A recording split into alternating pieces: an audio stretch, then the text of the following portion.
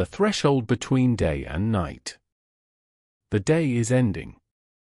Not suddenly, but in the way only the desert knows, slowly, as if the light itself is tired and needs time to rest. The sun has begun its descent beyond the line of dunes, that endless horizon where earth meets sky. The heat that has pressed down upon the caravan all day long is finally, mercifully releasing its grip. You can almost feel it happening now, as you imagine yourself here on this ancient road. The warmth that burned at midday is softening, becoming gentler. The air, which shimmered with heat waves just hours ago, begins to settle. A lightness emerges where heaviness once lived. The sky transforms before your eyes, or rather, before your mind's eye, which now sees more clearly than waking sight ever could. The brilliant blue that dominated the afternoon sky begins to deepen. Near the horizon, where the sun sits low and swollen, the color shifts to amber, then to copper, then to shades of rose and coral that seem almost unreal in their delicacy. These colors deepen the higher you look, moving through orange and pink into deeper purples, and finally into that precious blue that exists only in those final moments before true darkness comes. The shadows have changed too. Throughout the day, the shadows were short, harsh, nearly invisible beneath the fierce sun. But now they stretch and lengthen, becoming almost as important as the objects that cast them. Every grain of sand holds a shadow. Every tent, every camel, every figure moving through the camp now has a long, dark companion stretching out across the dunes. The wind, which has been relentless and hot all day, begins to shift. It becomes less aggressive, less insistent. Instead of buffeting and pushing, it now caresses. It moves across your skin, or the skin of the travelers around you, with a gentleness that speaks of the cool night approaching. You can smell the change in the wind too. Gone is the harsh, dry scent of baked sand and animal. Now there are other notes, the faint mineral smell of stone from distant mountains, the trace of something green from an oasis days behind you, and the promise of something cool and fresh still hours ahead. Around you, the caravan is slowing. The pace that has been steady all day, the methodical placement of one foot in front of another, the rhythm that becomes almost meditative after so many hours, is finally easing. The traders are looking ahead toward where the camp will be made. The handlers are checking the camels, running hands along their necks, feeling for any sign of distress or injury. Children, who have been walking alongside the adults, are now being lifted onto the gentler backs of the resting animals, their small bodies light and tired. The arrival at camp.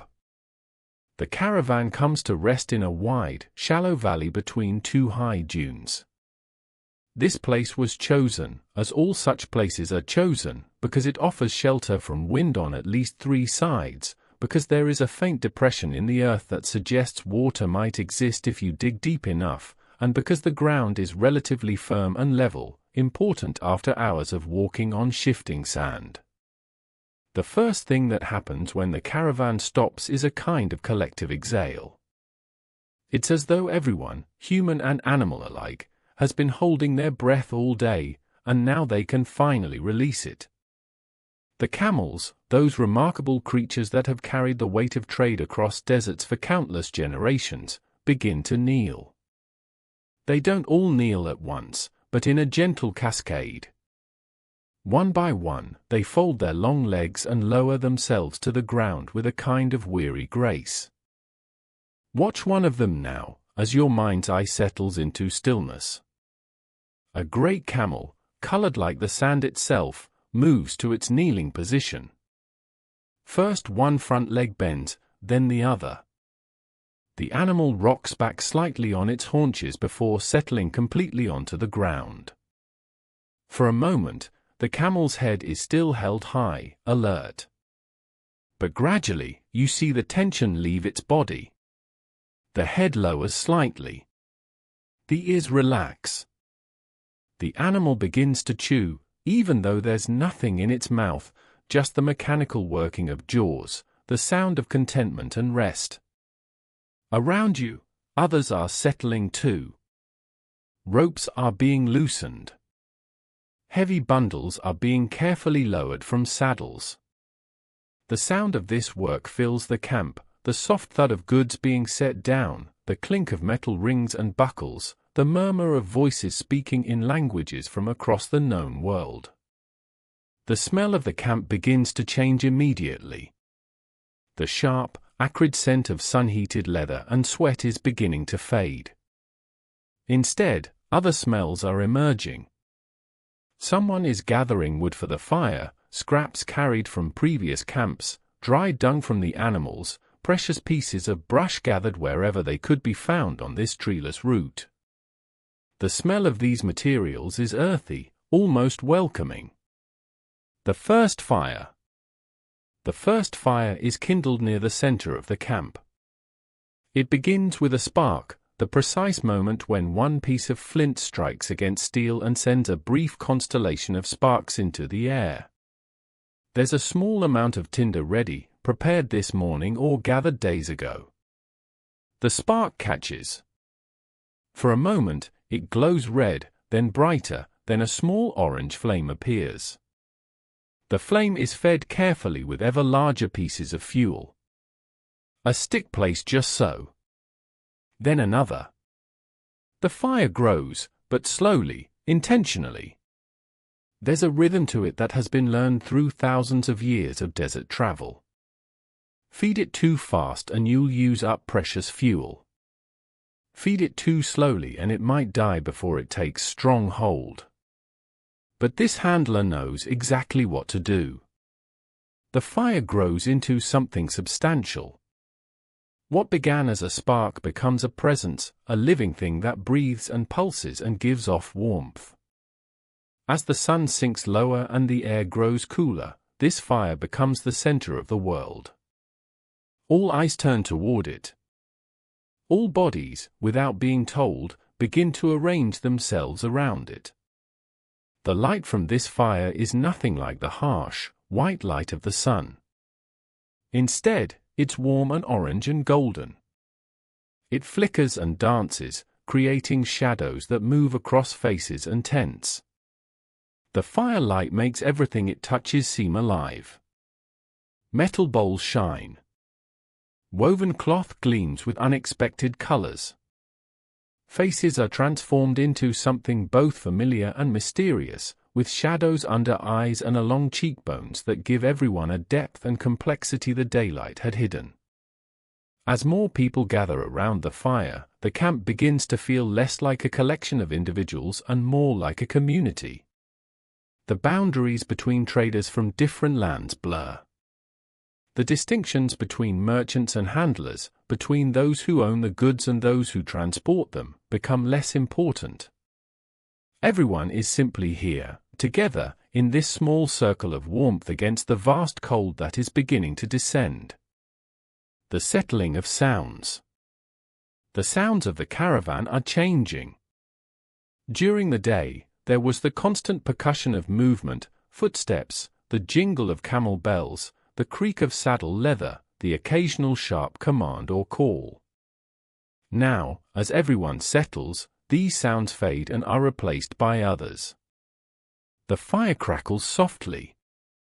This sound becomes almost hypnotic as you listen to it.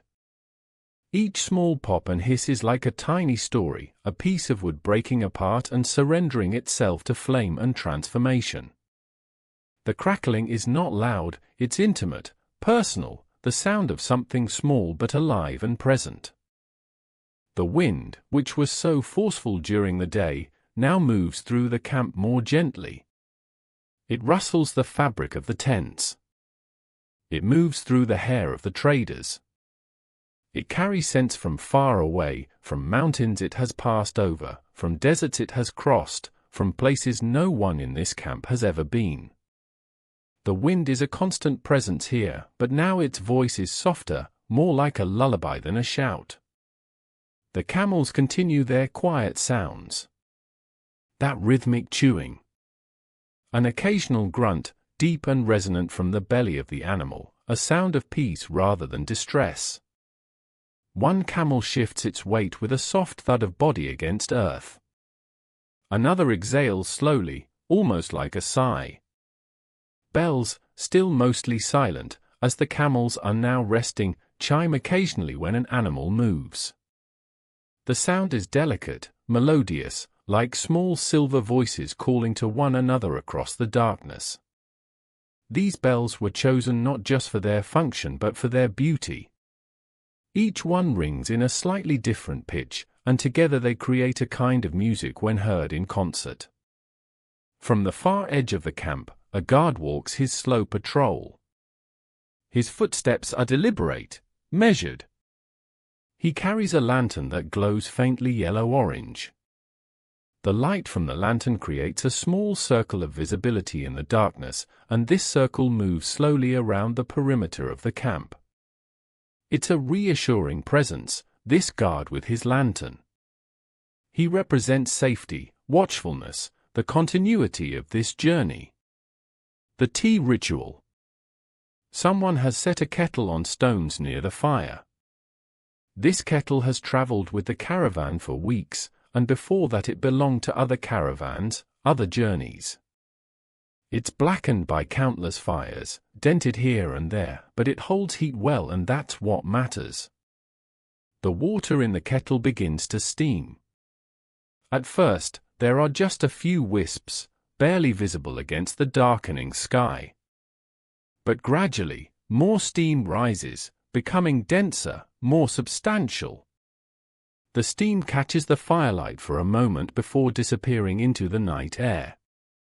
With it rises the first notes of the smell, not yet tea, but the promise of tea. The scent of hot water is itself somehow comforting. Someone reaches for the tea leaves. They're stored in cloth bags, kept cool and dark, protected from moisture and the harsh elements. The leaves are precious. They've been brought from distant lands, transported with great care across mountain passes and through dangerous territory. Each leaf represents someone's labor, someone's hope that these goods would reach markets where they would be valued and traded. The leaves are added to the hot water. For a moment, they float on the surface like tiny boats, dark and fragrant. Then they begin to sink, releasing their color and their essence into the water. The water transforms from clear to amber to deep reddish-brown. The scent changes too, becoming richer, more complex. There are notes of grass and flowers, earth and stone, memories of the gardens where these leaves once grew. Dried mint is added, fresh and sharp and green-smelling even though it's been dried for months. Cardamom pods, cracked slightly to release their aromatic seeds. The transformation of hot water into tea is like a kind of alchemy. The simple becomes the complex. The utilitarian becomes the ceremonial. Small cups are arranged around the fire. They're ceramic, or metal, or sometimes just carved from wood, each one different, each one carrying its own history. The tea is poured slowly. Steam rises from each cup, carrying the aroma to every person gathered here. The first person to receive a cup is often the eldest, or the most honored guest, or sometimes simply the person closest to the pourer. The cup is held between two hands, warming them, a gesture of respect and care. The first sip is taken slowly, deliberately. The drinker pauses, experiencing the heat and the flavor fully before swallowing. There might be a small sound of satisfaction, not loud, not attention-seeking, just a quiet acknowledgement of warmth and comfort. One by one, others receive their cups. The ritual continues. By the time everyone has been served, the first people have already finished and are holding empty cups, feeling the residual warmth they give off. The coming of stars. As the sun sinks lower, the sky becomes a canvas for something extraordinary. The blue deepens to an indigo so rich it seems almost solid. The pinks and oranges and golds near the horizon fade gradually through purples and deeper purples until they too merge into the indigo. And then, almost imperceptibly at first, the stars begin to appear. Not suddenly. Not all at once. But gradually, inevitably, like flowers opening in time-lapse photography. First one, bright and clear, appears near the zenith. Then another. Then a handful more. You might not be sure at first whether you're seeing them or imagining them. But as you keep watching, keep listening to the camp settle around you, more and more stars reveal themselves. The desert sky, far from any city, far from any source of light pollution, shows the heavens as they have been shown for all of human history. This is the sky that guided merchants across trade routes. This is the sky that ancient astronomers mapped and named. This is the sky that has watched over this road for centuries uncounted. The stars are not evenly distributed. Some areas of sky are densely packed with them, thousands of points of light so close together they seem almost to blend into a pale glow. Other areas show stars more sparsely, but each one that appears seems brighter, more significant because of the darkness around it. The Milky Way becomes visible as the last light fades from the horizon. It arcs across the sky from north to south, a river of light that seems to flow through the heavens. Ancient people saw it as the path of souls, the road taken by the divine, the seed of creation. Here, on the Silk Road, under this particular sky, it's easy to understand why. The Milky Way seems to be calling the caravan forward, showing them the way, blessing their journey. The stars move so slowly that you cannot perceive their movement, yet you know they're moving. You know that the earth beneath the caravan is spinning, that the heavens are wheeling through their ancient dance, that everything is in motion even though everything appears still. This knowledge is somehow comforting. You are part of something vast and eternal. Stories unfold. The fire has settled into a steady rhythm now. The flames are still lively, still warm, but they are not so bright as to make it difficult to see the stars. The light and darkness have reached a kind of balance, a truce between the fire's small circle of warmth and the immense darkness that surrounds it. The camp is fully settled. Animals are resting. Guards have been positioned at the edges of the firelight. The day's work is done, and the evening's work, the work of settling and preparing and arranging, is also complete. Now is the time for stories. There is a quality to this moment that anyone who has ever sat around a fire at night will recognize. It is the moment when the practical concerns of the day have been addressed, when the body is warm and fed and resting, and when the mind, freed from its daily obligations, turns naturally toward something older. Something that humans have done around fires for as long as there have been fires and humans to sit around them. The telling of tales. The sharing of words. The ancient art of making pictures with language and allowing those pictures to carry the listener somewhere else. One of the traders, a man whose face is weathered by years of travel, shifts his position to face the fire more directly. His robe is the color of dried earth, brown and ochre and the faintest hint of red, and it gathers around him as he settles, the fabric pooling in his lap and around his crossed legs. His hands, rough from years of handling goods and ropes and animal harnesses, rest on his knees.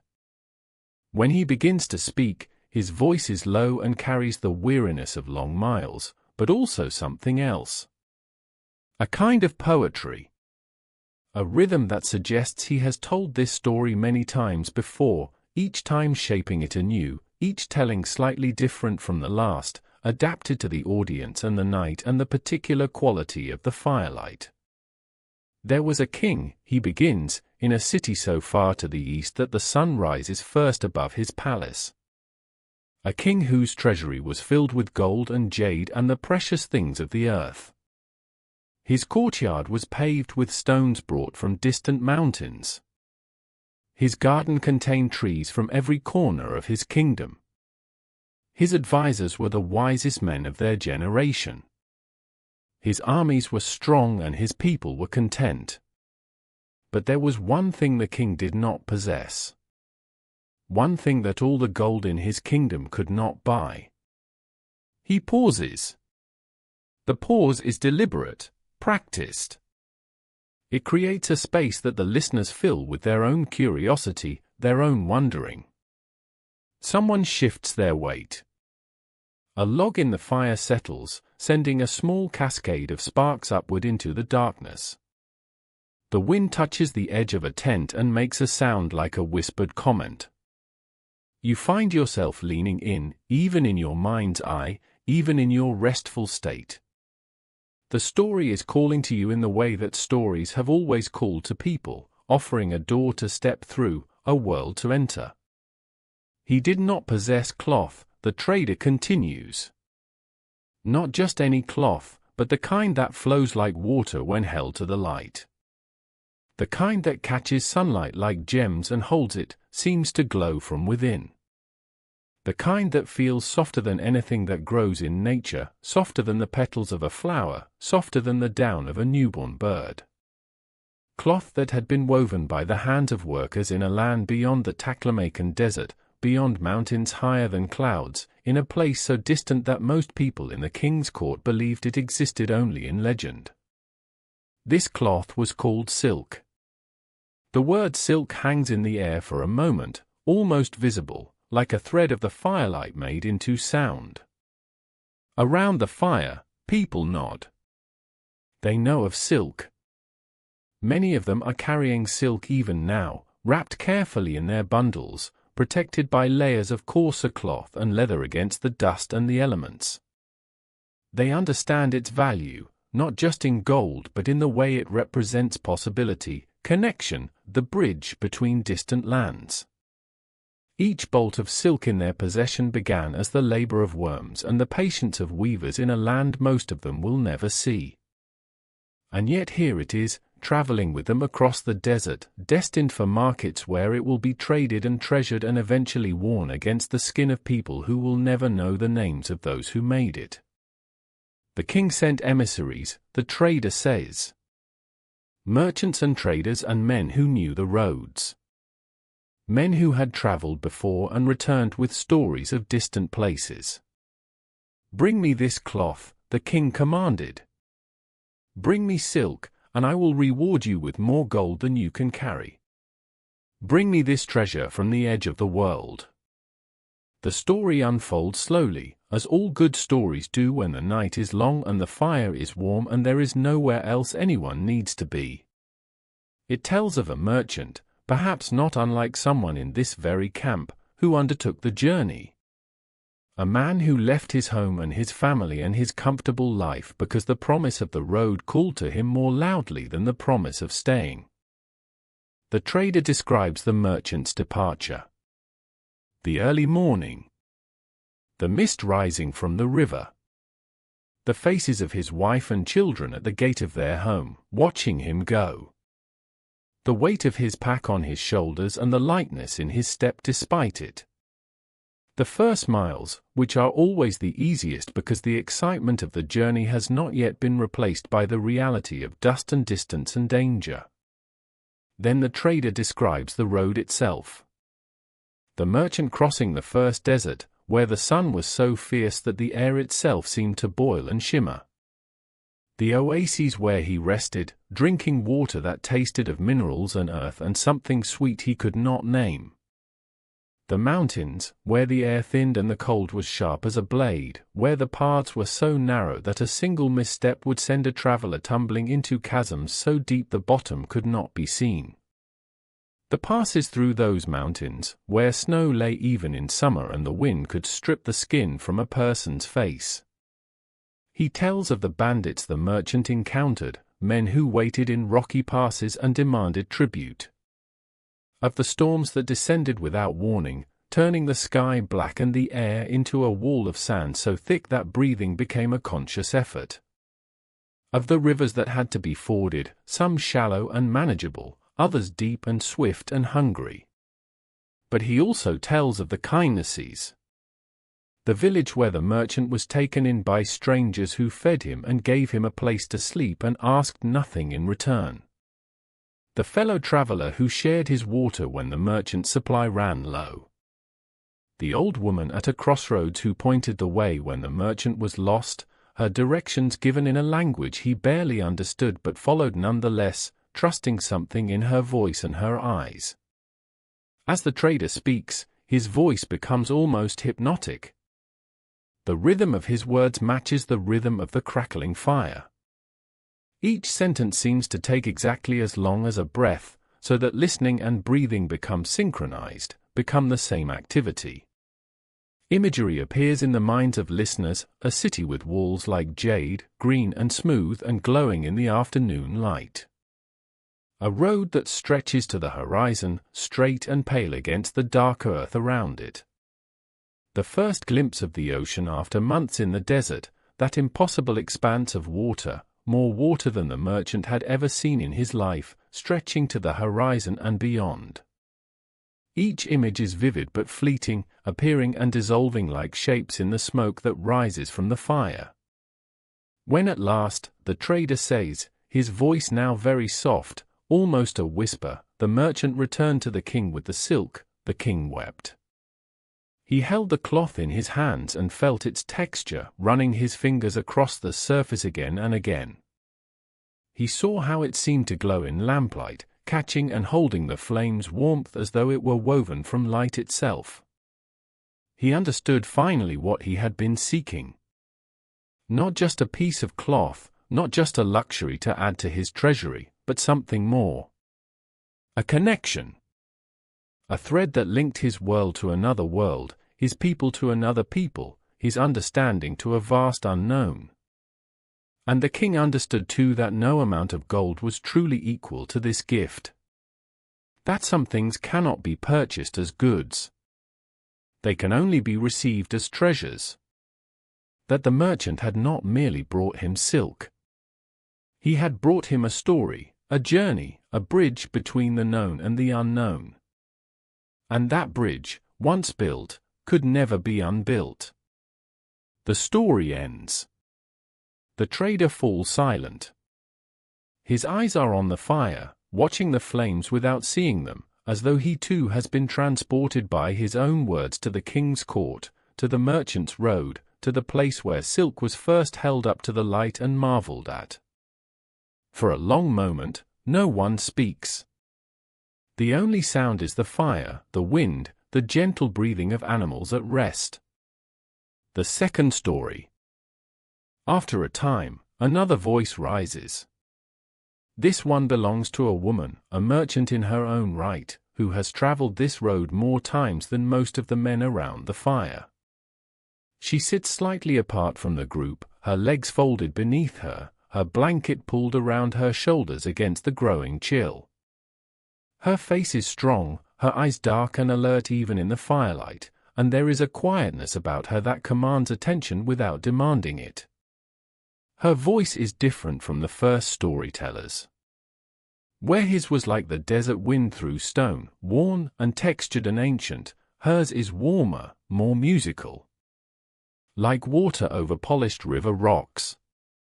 Like the sound of rain heard from inside a sheltered place. She does not raise her voice. She does not need to. The camp has grown so still that even a whisper would carry to its edges. She tells a different kind of tale. Not of kings and silk and great journeys across continents, but of something smaller. Something closer to the ground. A story about a potter. A woman in a mountain village who made vessels from clay. Simple things, she says. Cups and jars and bowls. Nothing grand. Nothing that anyone would travel far to see. But each one made with such care and attention that people said they could taste the sweetness of the water more clearly when it was drunk from one of her bowls.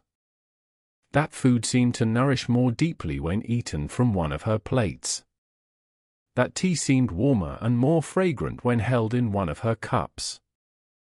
The potter, the storyteller says, had a secret. She did not simply shape the clay. She listened to it. Before she began her work each morning, she would hold the clay in her hands and wait. Not shaping. Not pressing. Just holding. Feeling the weight of it, the temperature of it, the texture of it between her palms. And she would wait for the clay to tell her what it wanted to become. Around the fire, the listeners settled deeper into their blankets, their cloaks, their resting positions. The story does not demand attention the way the first story did. It does not offer adventure and danger and the thrill of great distances. Instead, it offers something gentler. A meditation. A contemplation.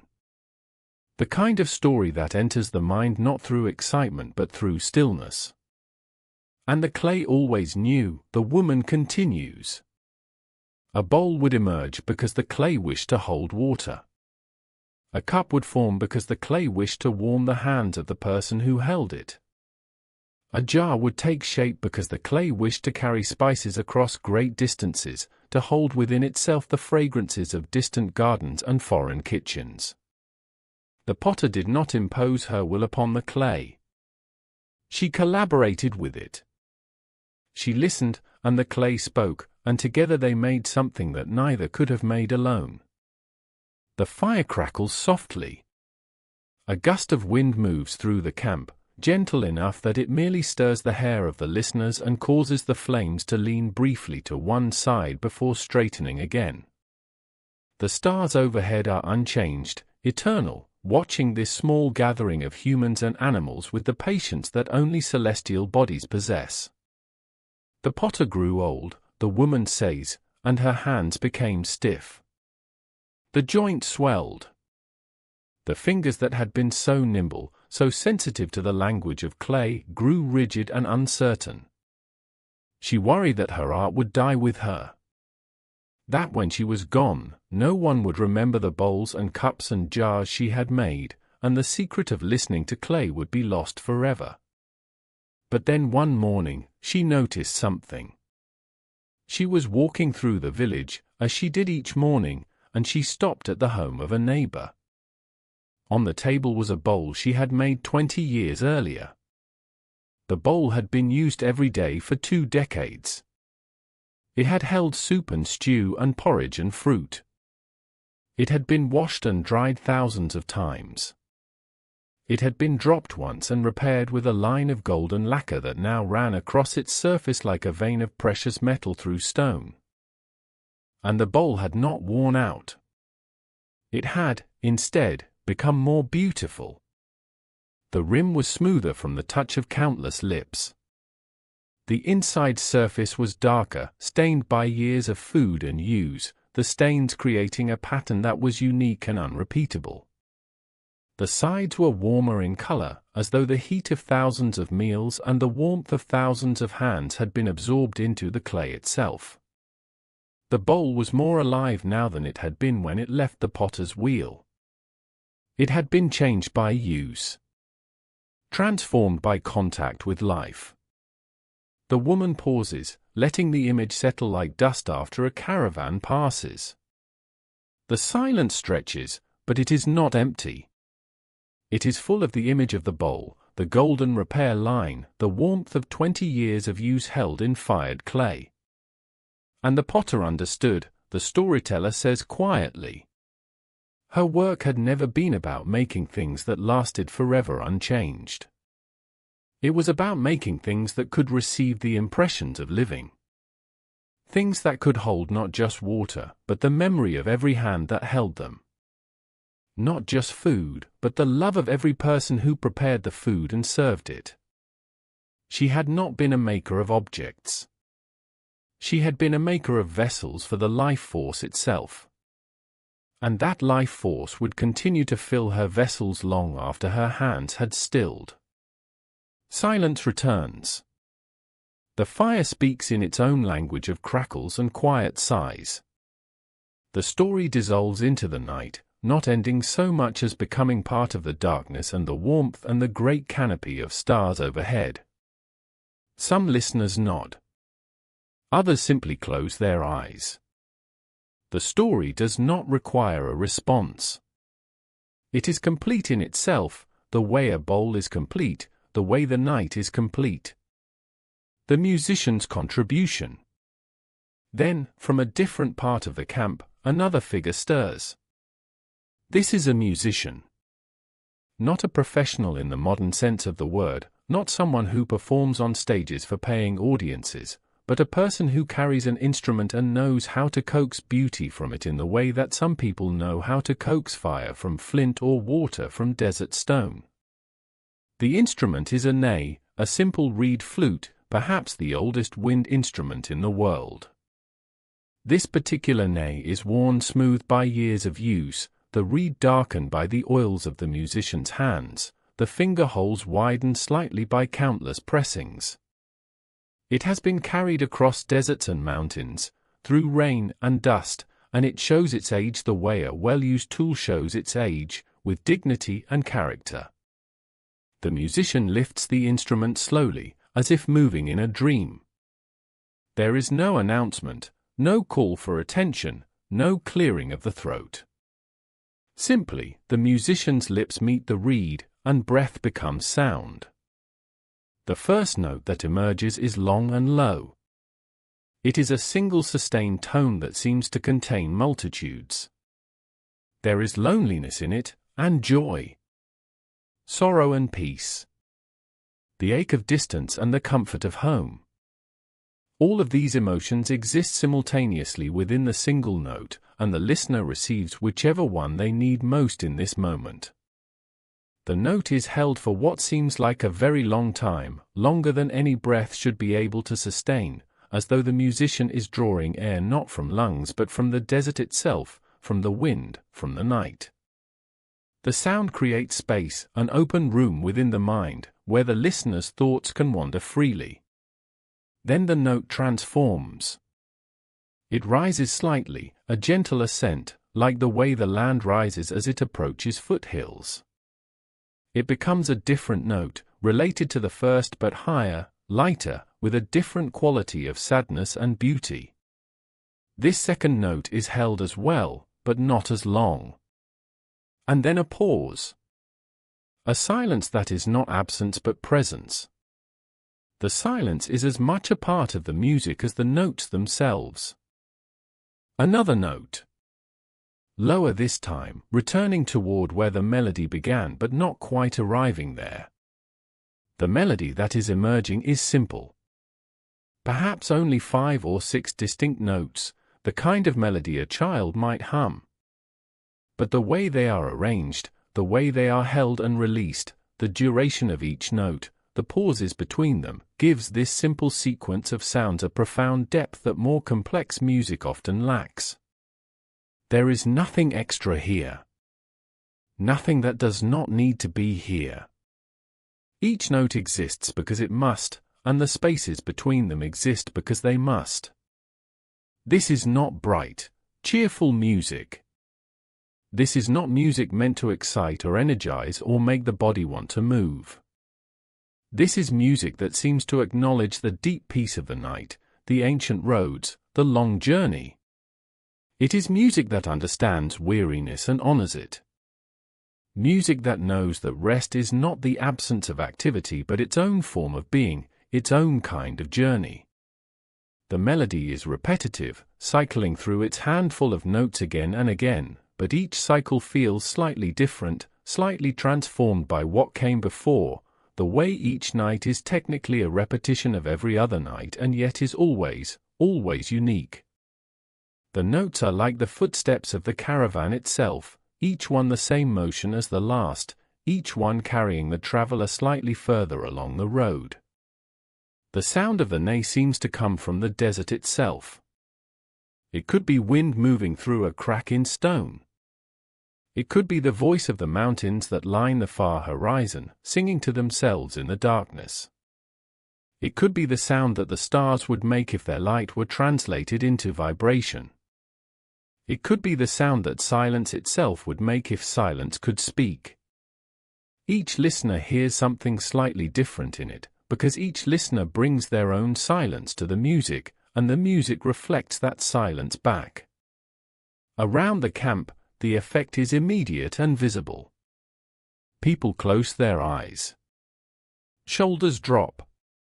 Jaws unclench. The small, habitual tensions of the body, the ones that are carried all day without awareness, begin to release. A trader who has been sitting upright leans back against his bedroll and then, gradually, slides down until he is lying flat, his eyes on the stars. A child who had been fighting sleep finally surrenders, curling into the warmth of a parent's body. Even the animals seem affected. The camel's breathing grows deeper, more rhythmic. A horse lowers its head and stands with its weight shifted, one hind leg resting, the posture of equine peace. The music weaves between the tents like smoke.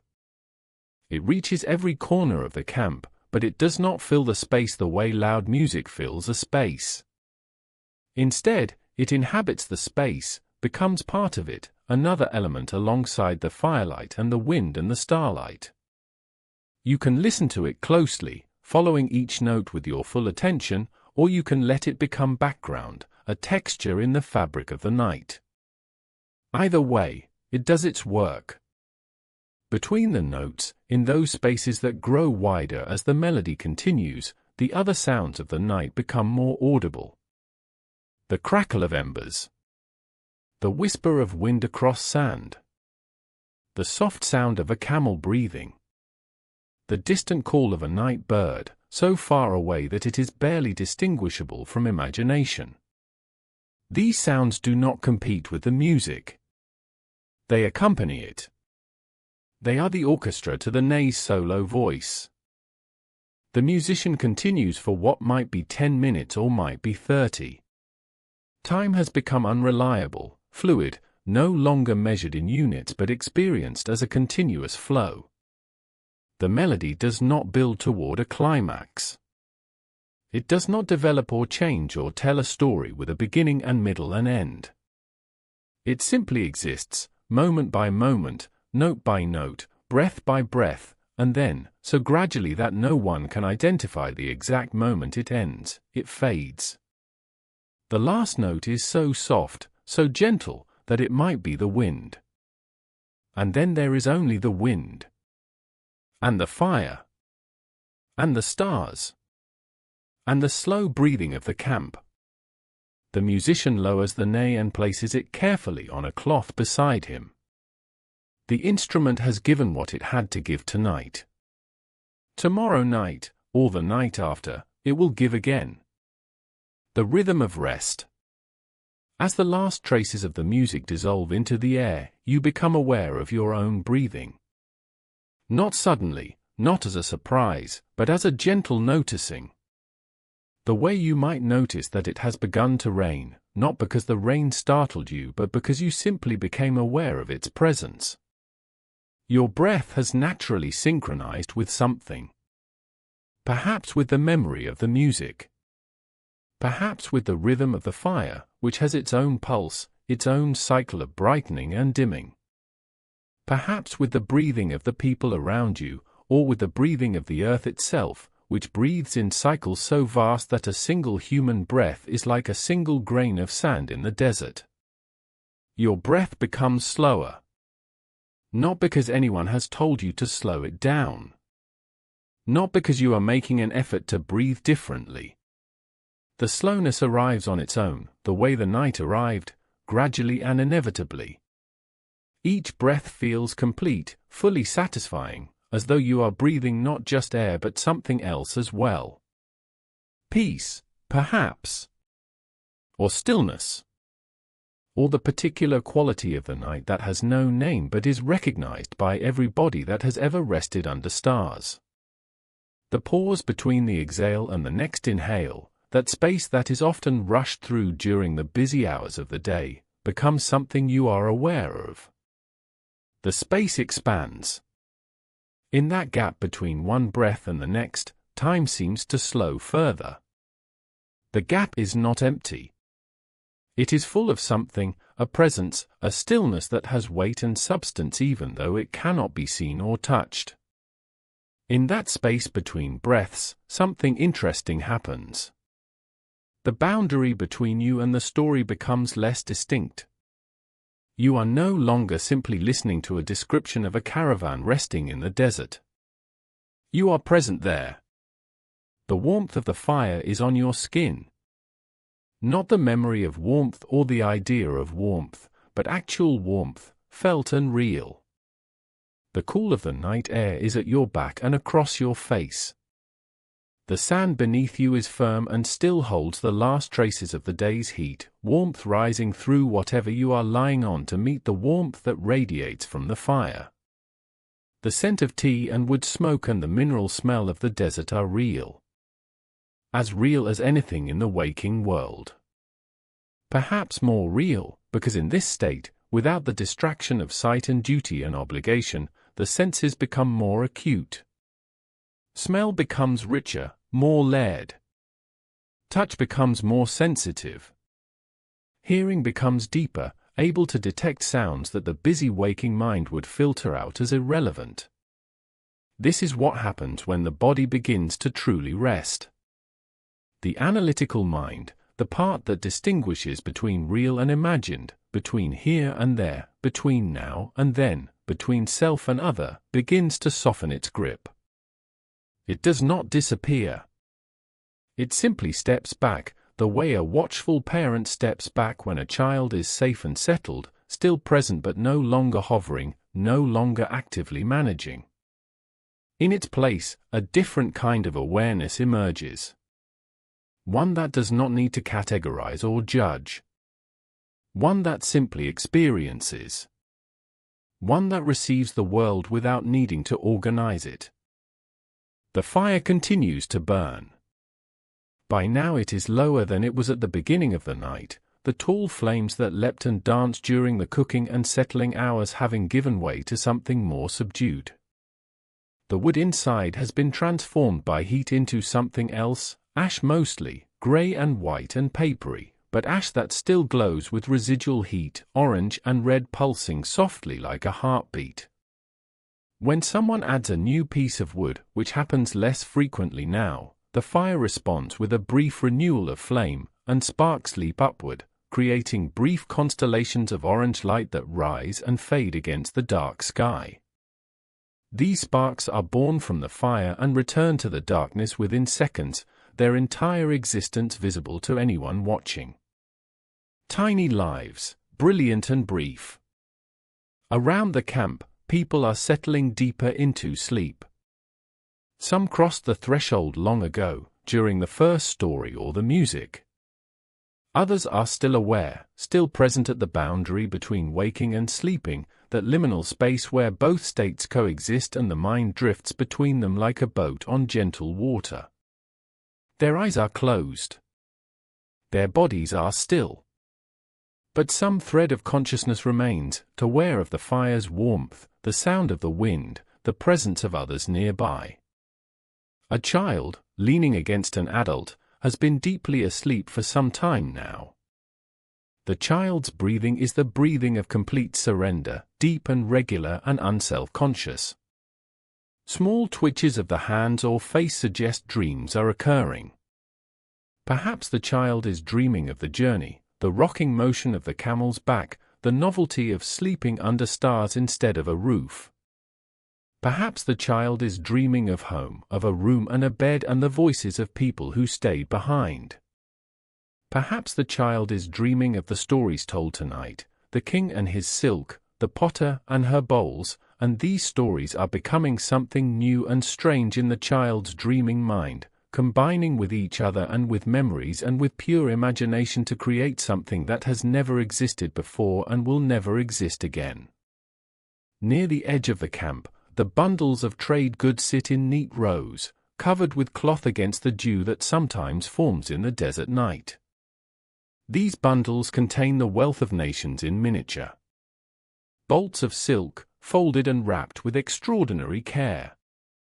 Packets of spices, each one sealed against moisture and air, their fragrances locked inside until the moment they will be opened in some distant market.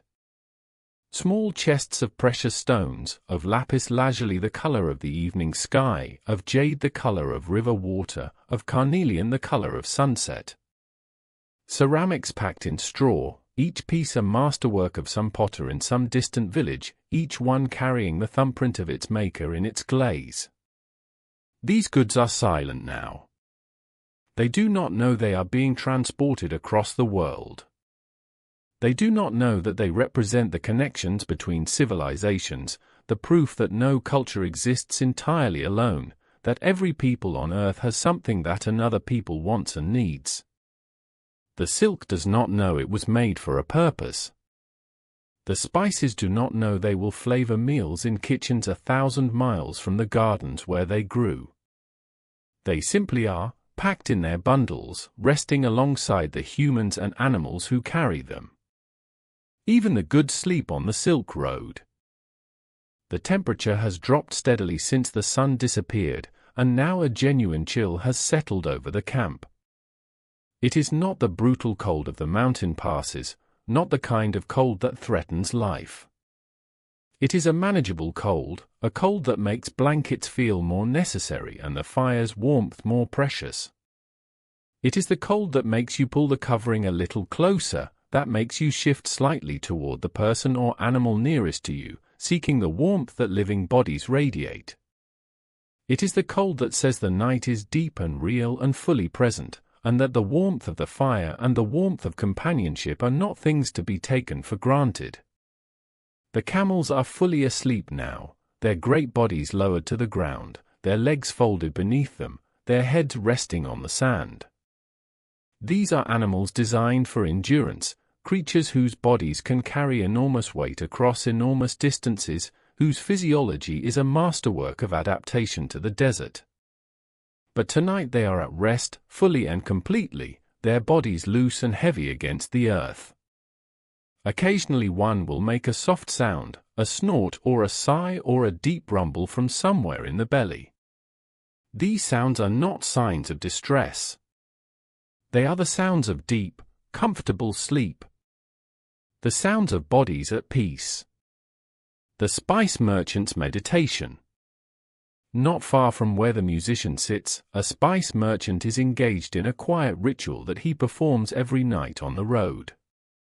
He has opened one of his smaller pouches, a leather bag no bigger than his fist, and he is holding it close to his face, breathing in the fragrance it contains.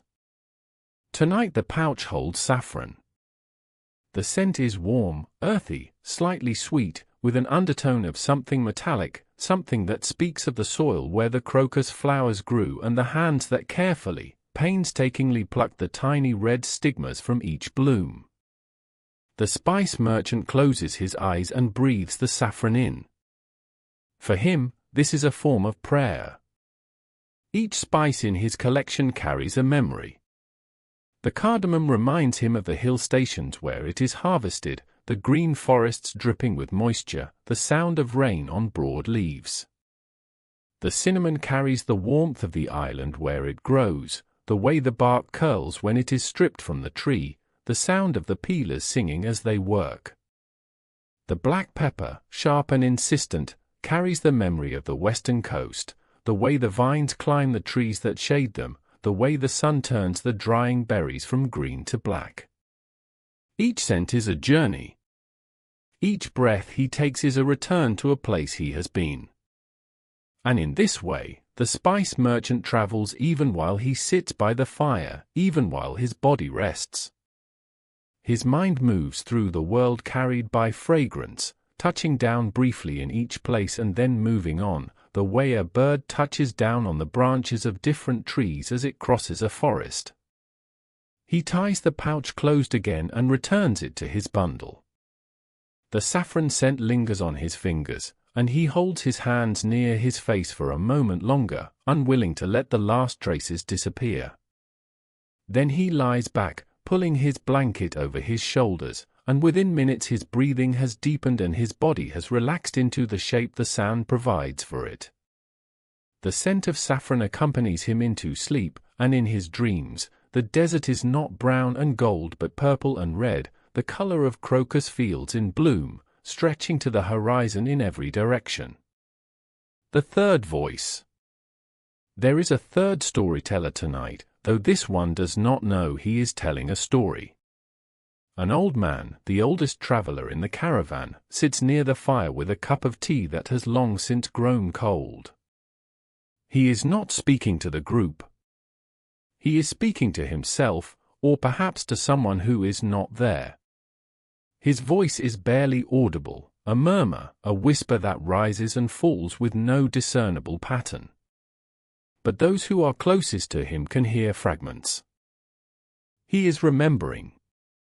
Not a story with a beginning and an end, but a collection of moments from a life spent on the road.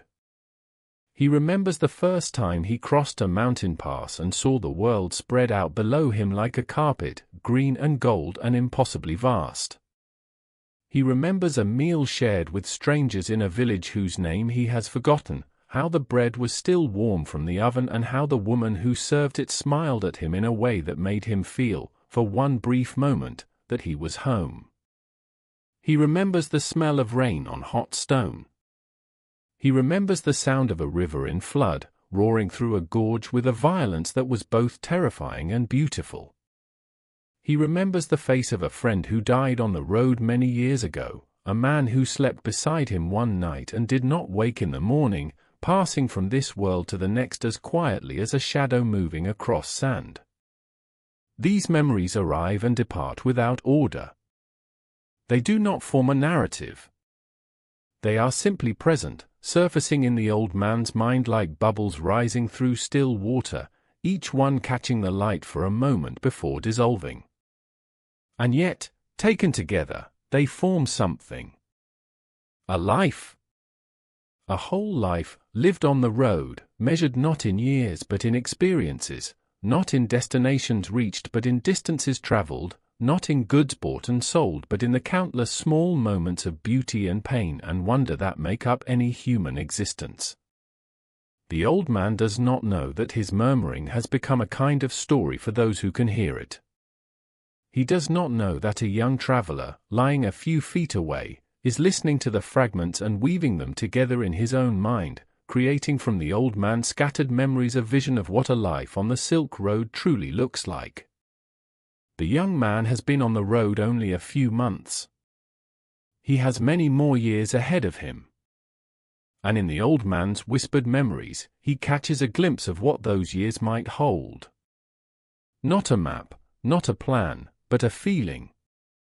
The feeling of a life lived in motion, in constant contact with the world, in openness to whatever the next mile might bring. The old man's voice fades. He has drifted into sleep without knowing it, the transition from remembering to dreaming so seamless that even he could not identify the moment it occurred. His tea sits untouched beside him, cold now, the surface still and dark.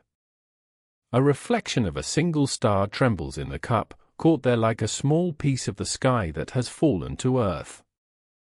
The conversation of embers. The fire, which has been the center of the camp's life all evening, has now become something different. It is no longer a source of cooking heat or bright illumination. It has become a companion. A presence. Something alive that breathes and shifts and speaks in its own language of heat and light. If you watch the embers closely, and there is no reason not to watch them closely because there is nothing else that needs your attention, you will see that they are in constant motion. Not the dramatic motion of flames, which leap and dance and consume, but a subtler motion. A pulsing.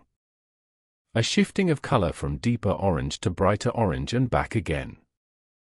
This pulsing follows no pattern you can identify, and yet it feels rhythmic, feels as though it is connected to something larger, some heartbeat of the fire itself. The shapes within the embers are endlessly complex. What was once a recognizable piece of wood has been transformed by hours of heat into something that resembles a landscape in miniature. There are ridges and valleys, peaks and caverns, all glowing with their own internal light.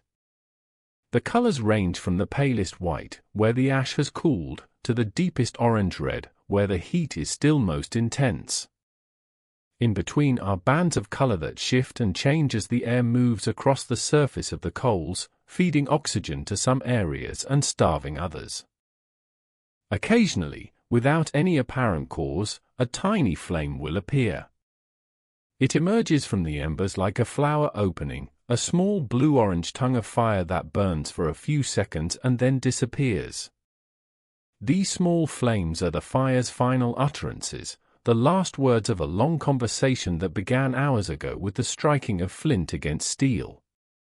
They appear and vanish, each one unique, each one brief, each one a small act of beauty that no one may be watching but that happens nonetheless. The warmth from these embers radiates outward in waves that you can almost see, the way heat shimmer is visible above a road in summer. This warmth reaches the faces of the sleeping travelers and touches them gently, the way sunlight through a window touches a person sleeping late on a quiet morning. It is not enough warmth to be uncomfortable. It is just enough to maintain the boundary between the cold of the desert night and the comfort of the camp's inner circle. It is the last gift of the fire before it surrenders entirely to ash and memory. The deepening night. Hours pass. The time moves differently now. In the waking world, you might check a clock and feel the anxiety of hours passing, of the night growing shorter, of the obligations of morning approaching. But here, in this narrative space, in this dreamlike state, time flows like sand through loosely held fingers. It is present but not measured.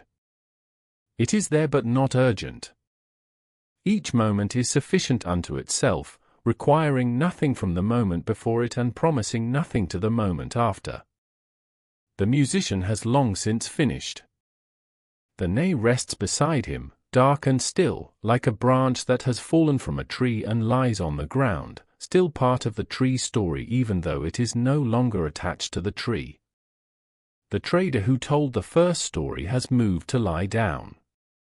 His eyes are closed, and his face in sleep has lost the weathered authority it carried during the telling.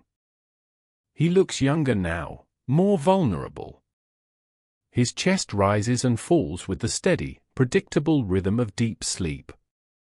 The woman who told the potter's tale is wrapped in her blankets, her face turned toward the embers, and in the faint glow she could be any age, any person, anyone who has ever found comfort in the warmth of a dying fire.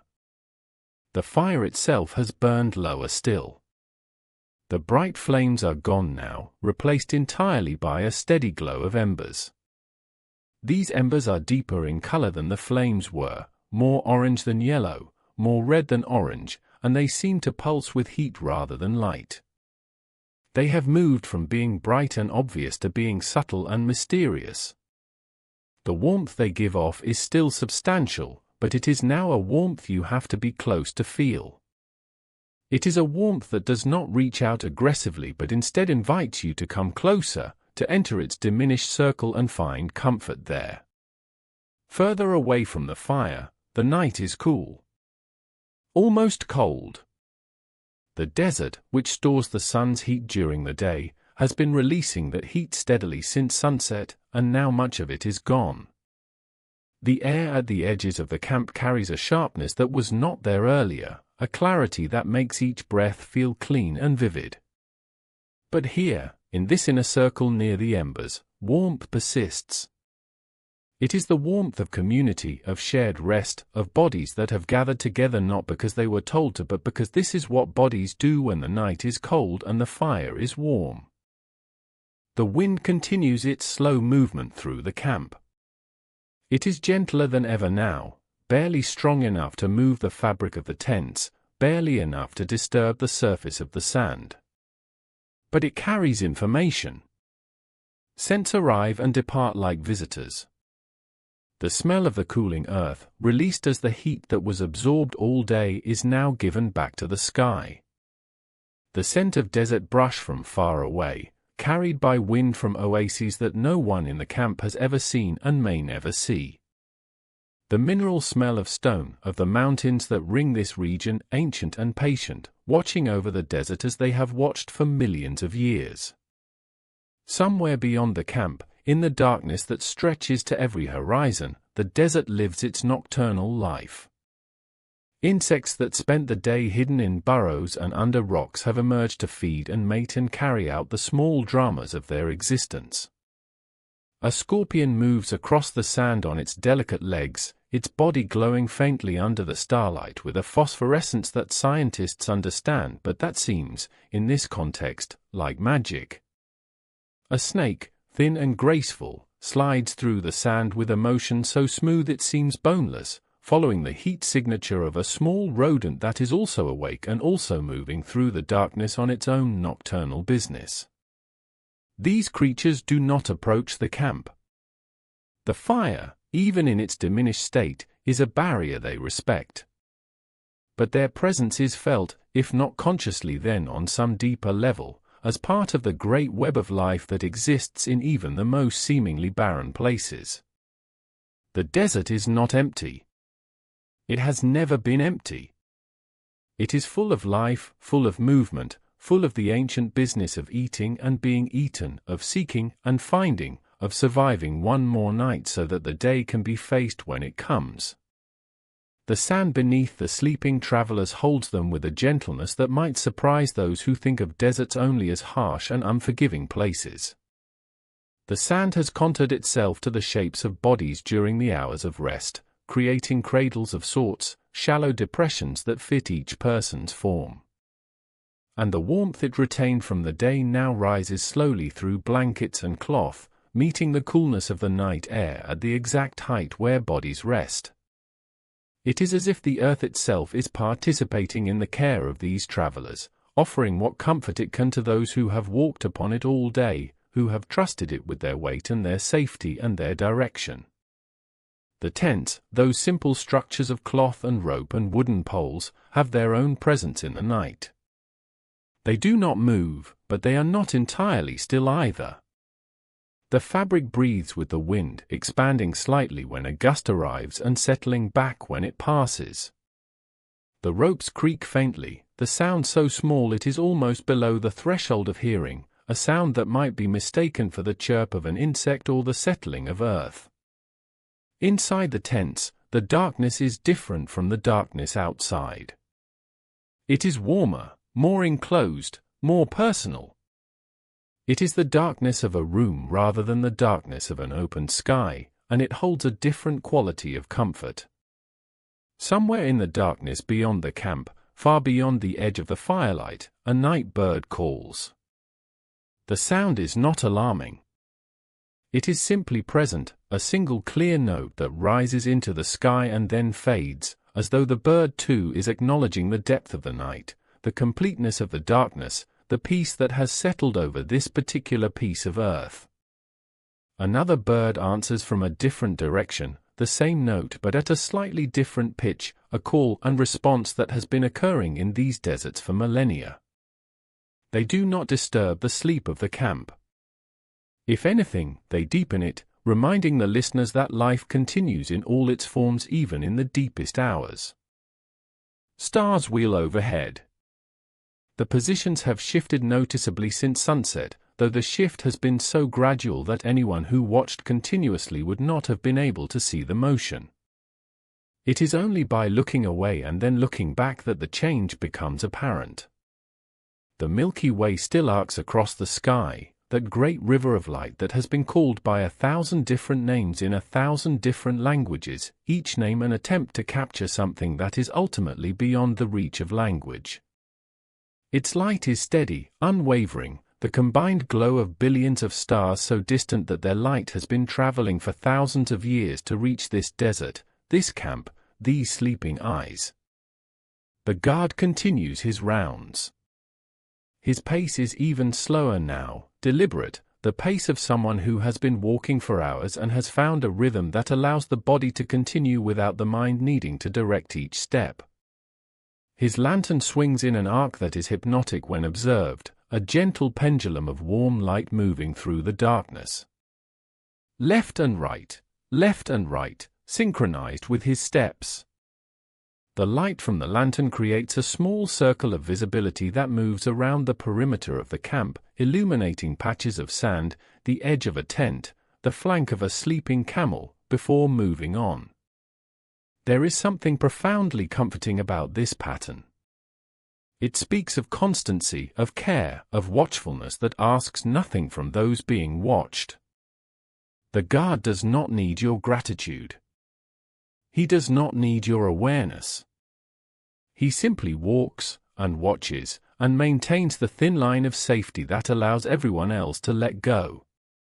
To release the vigilance that the body holds during waking hours, the constant low-level alertness that monitors for danger and threat and the unexpected.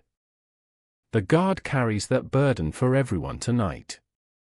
And in carrying it, he sets everyone else free. Free to sleep. Free to dream. Free to dissolve into the darkness and the warmth and let the night hold them. You are safe here. You are watched over. You can release whatever you are still holding. The last thread of thought.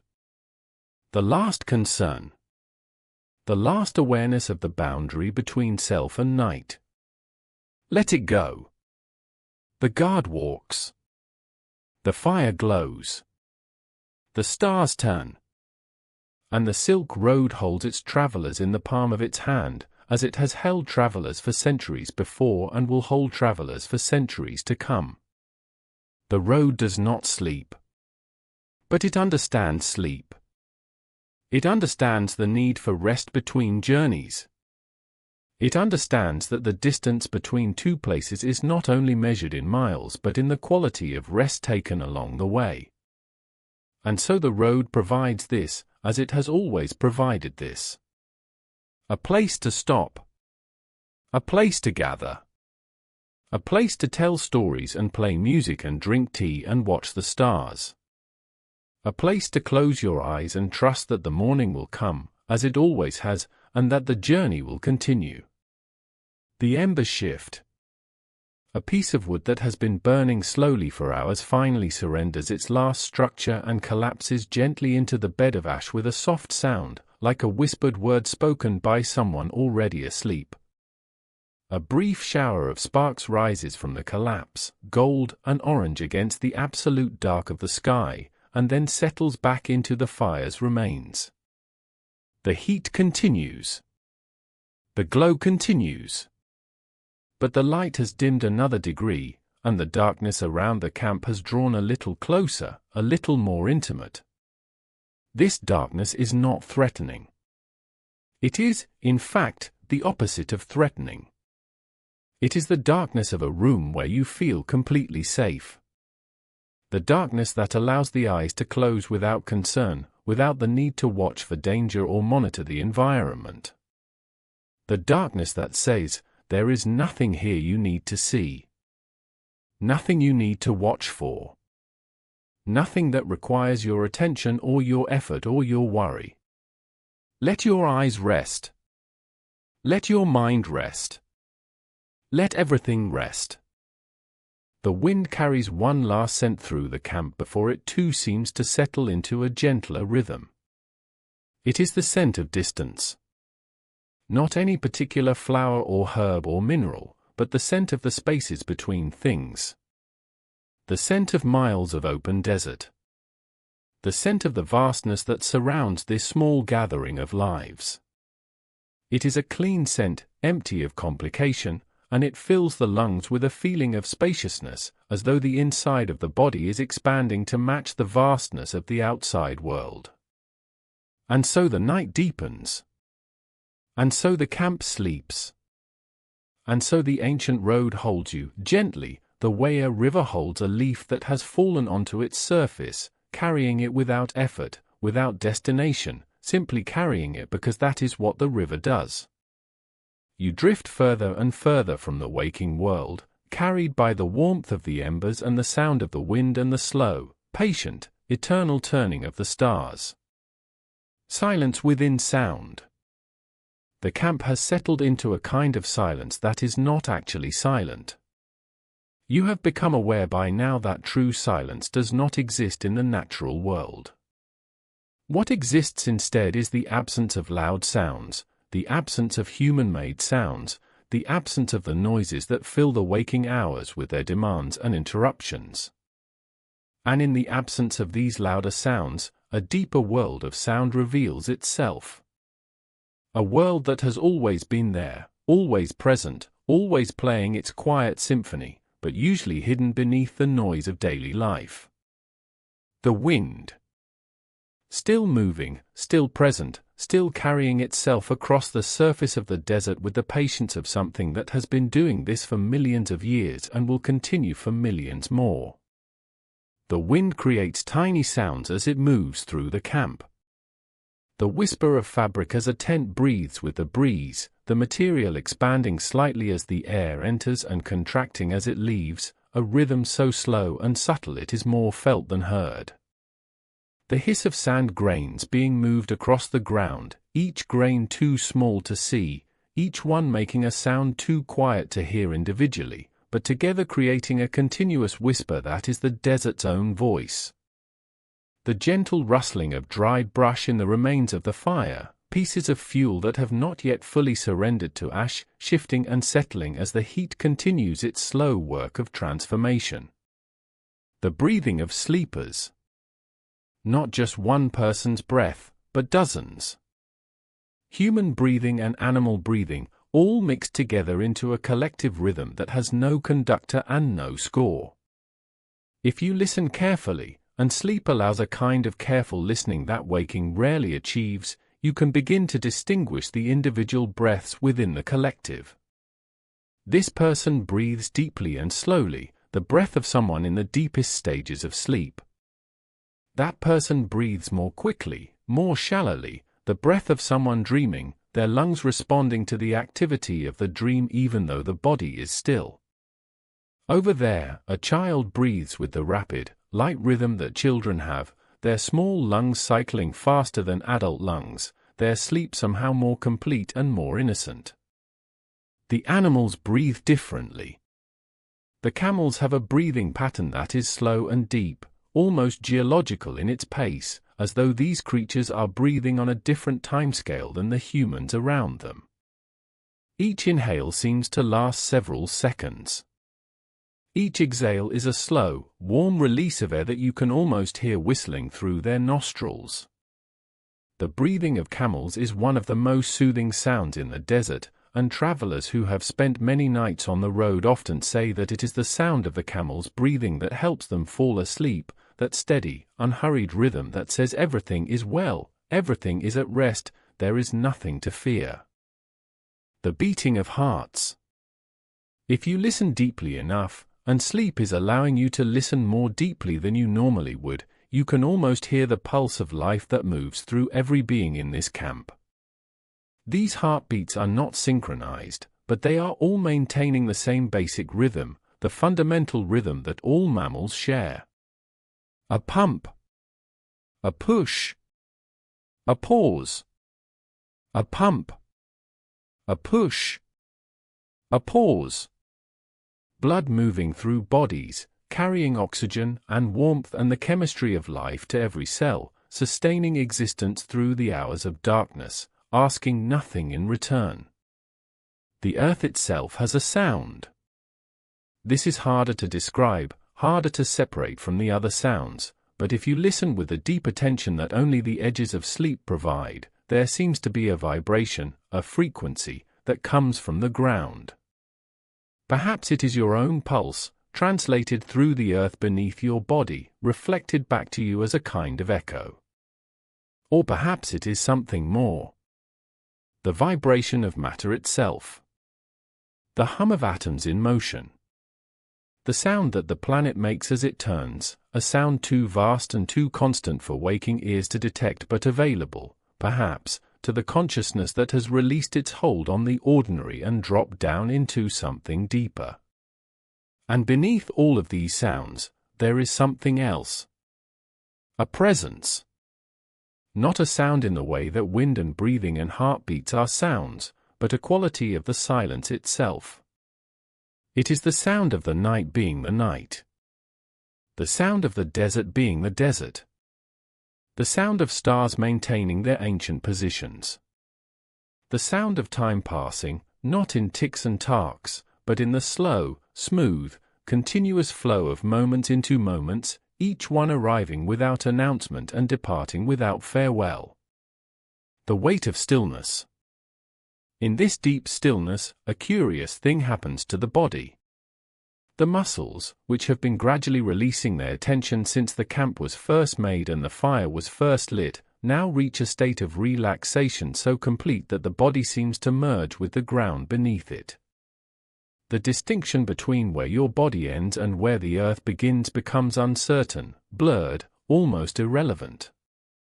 This is not a frightening sensation. It is, in fact, one of the most peaceful sensations a human body can experience. The weight that you carry all day, the weight of standing and walking and holding yourself upright against the constant pull of gravity, is no longer your responsibility. The ground holds you. The earth supports you, completely and without effort, the way water supports something that floats upon its surface. You do not need to support yourself. You do not need to hold yourself together. You can let go of the effort of being upright, of being separate from the world around you. You can simply rest, and the earth will hold you. Your shoulders, which have been carrying tension you may not have even noticed, tensions accumulated over days and weeks and perhaps years of walking and carrying and worrying, settle deeper into the ground. The muscles along your spine soften. The small muscles of your face, the dozens of tiny muscles around your eyes and mouth and jaw and forehead that work constantly during waking hours to form expressions, to convey meaning, to mask what you are feeling or reveal what you wish others to see, are finally still. Your jaw may have loosened slightly, your lips parted just enough to breathe easily. The furrow between your brows, if there was one, has smoothed. The face you show to the world during the day, the face that works so hard to communicate and to protect, has been set aside. In its place is the face of sleep. Unguarded. Unmasked. At peace. Your hands have uncurled. During the day, hands are always doing something. Always reaching, always grasping, always manipulating the world, always busy with the endless tasks of survival and commerce and care. Now they rest open, palms facing up or down, fingers loose and curved naturally. There is nothing to hold. Nothing to grip. Nothing to reach for or push away. The hands that have worked all day, that have pulled ropes and counted coins and broken bread and touched the faces of children and the flanks of animals, are finally free from purpose. And this freedom feels like a gift that has been waiting to be received. Your feet, which have carried you across miles of desert today, are free of their coverings now. The soles, toughened by years of walking, are pressed against the cool ground or wrapped loosely in cloth. They ache, perhaps, with the memory of distance, but the ache is fading. The distance has been covered. The miles are behind you. The feet can rest now, and the earth will not ask them to move until the morning comes. Even your thoughts have begun to slow. Where earlier in the evening the mind may have been active, reviewing the day's events, planning for tomorrow, calculating profits and losses, worrying about water supply or weather or the condition of the road ahead, now the thoughts come more slowly. They arise not as urgent messages demanding attention but as gentle images, drifting through awareness like clouds passing through a wide, empty sky. You notice them, but you do not need to follow them. You do not need to engage with them or respond to them or make decisions about them. They simply are, and then they are gone, replaced by the next gentle image, or by nothing at all. This nothing is not emptiness. It is fullness of a different kind. It is the fullness of a cup that has been poured out and is now simply being. Simply existing as a cup, without the need to contain anything, without the obligation to be useful. It is the peace that exists beneath all the activity of the mind, the peace that has always been there, always available, like water beneath the surface of the desert, but usually hidden beneath the noise of waking thought. You have found it now. Or rather, it has found you. And in its finding, you can rest more deeply than you have rested in a long time. The internal journey. As external sounds recede and become background rather than foreground, as the body settles more completely into the earth and the mind releases its grip on the day's concerns, many people in the camp begin to turn inward. The body remains near the fire under the stars, but the consciousness, the awareness, the part of you that is most essentially you, begins a different kind of journey. A journey that requires no movement of the legs, no map, no provisions, no destination. A journey that happens entirely within the vast inner landscape that every person carries but rarely has the stillness to explore. Some travelers see visions. A merchant sees the city he left behind, appearing before his inner eye with a clarity that surpasses any painting. The garden of his family's home is there, every detail precise and vivid. The fig tree that grows in the corner of the courtyard, its broad leaves casting familiar shadows on the warm stones below. The fountain in the center, its water catching the afternoon light and breaking it into fragments of color. The smell of jasmine from the vine that climbs the eastern wall, a scent so real that his sleeping body draws a deeper breath, as though the desert air has been replaced, just for this moment, with the perfumed air of home. He sees the faces of his children. His daughter, whose smile is like the opening of a flower, whose laughter can be heard from 3 rooms away. His son, serious and thoughtful even at the age of 7, always watching, always learning, already carrying himself with the dignity of a trader though he has never been further from home than the market at the edge of town. These faces are so vivid, so alive, that for a moment the merchant reaches out his hand in his sleep as though he might touch them. His fingers close on empty air. But the vision does not fade. It simply changes, shifting to another scene, another memory. His wife in the kitchen, flour on her hands, turning to smile at him as he enters. The smell of bread. The warmth of the oven. The feeling, simple and complete, of being exactly where he is supposed to be. Others experience something different from visions. Not images but sensations. A handler, sleeping near his camels, dreams of water. Not the carefully rationed water of the desert journey, not the precious liquid that is measured and conserved and worried over, but water in abundance. Water without limit. A river, wide and slow and clear, flowing through a green valley where willows trail their branches in the current and small fish dart in the shallows.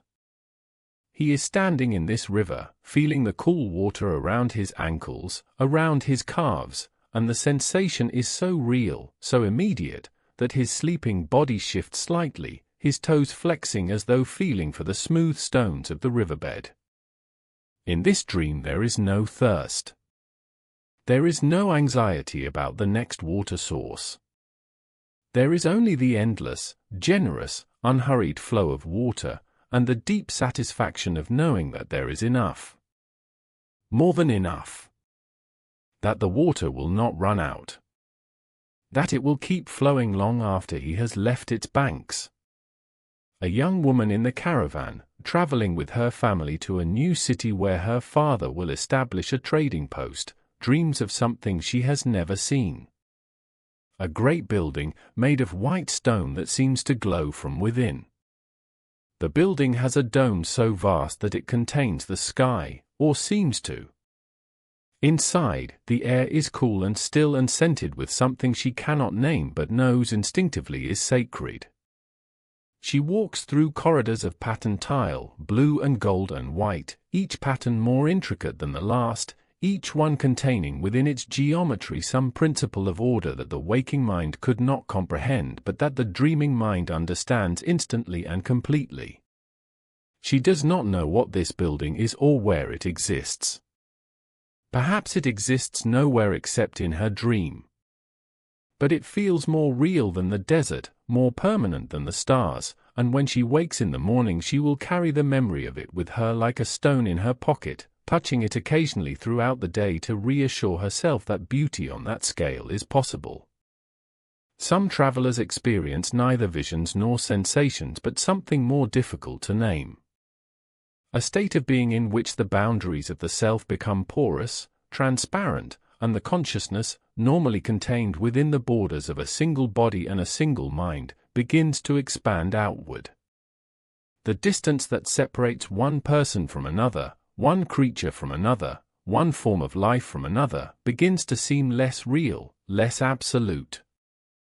A trader lying near the fire feels, without seeing, the warmth of the person beside him, and this warmth seems to enter his own body, to merge with his own warmth, until the two are indistinguishable.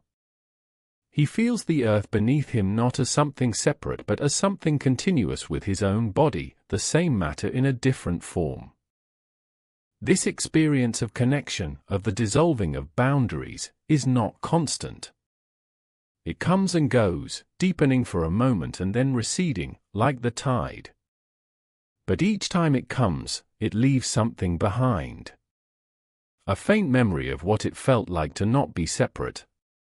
A whisper of the unity that exists beneath the surface of things. The traveler may not remember this experience clearly in the morning.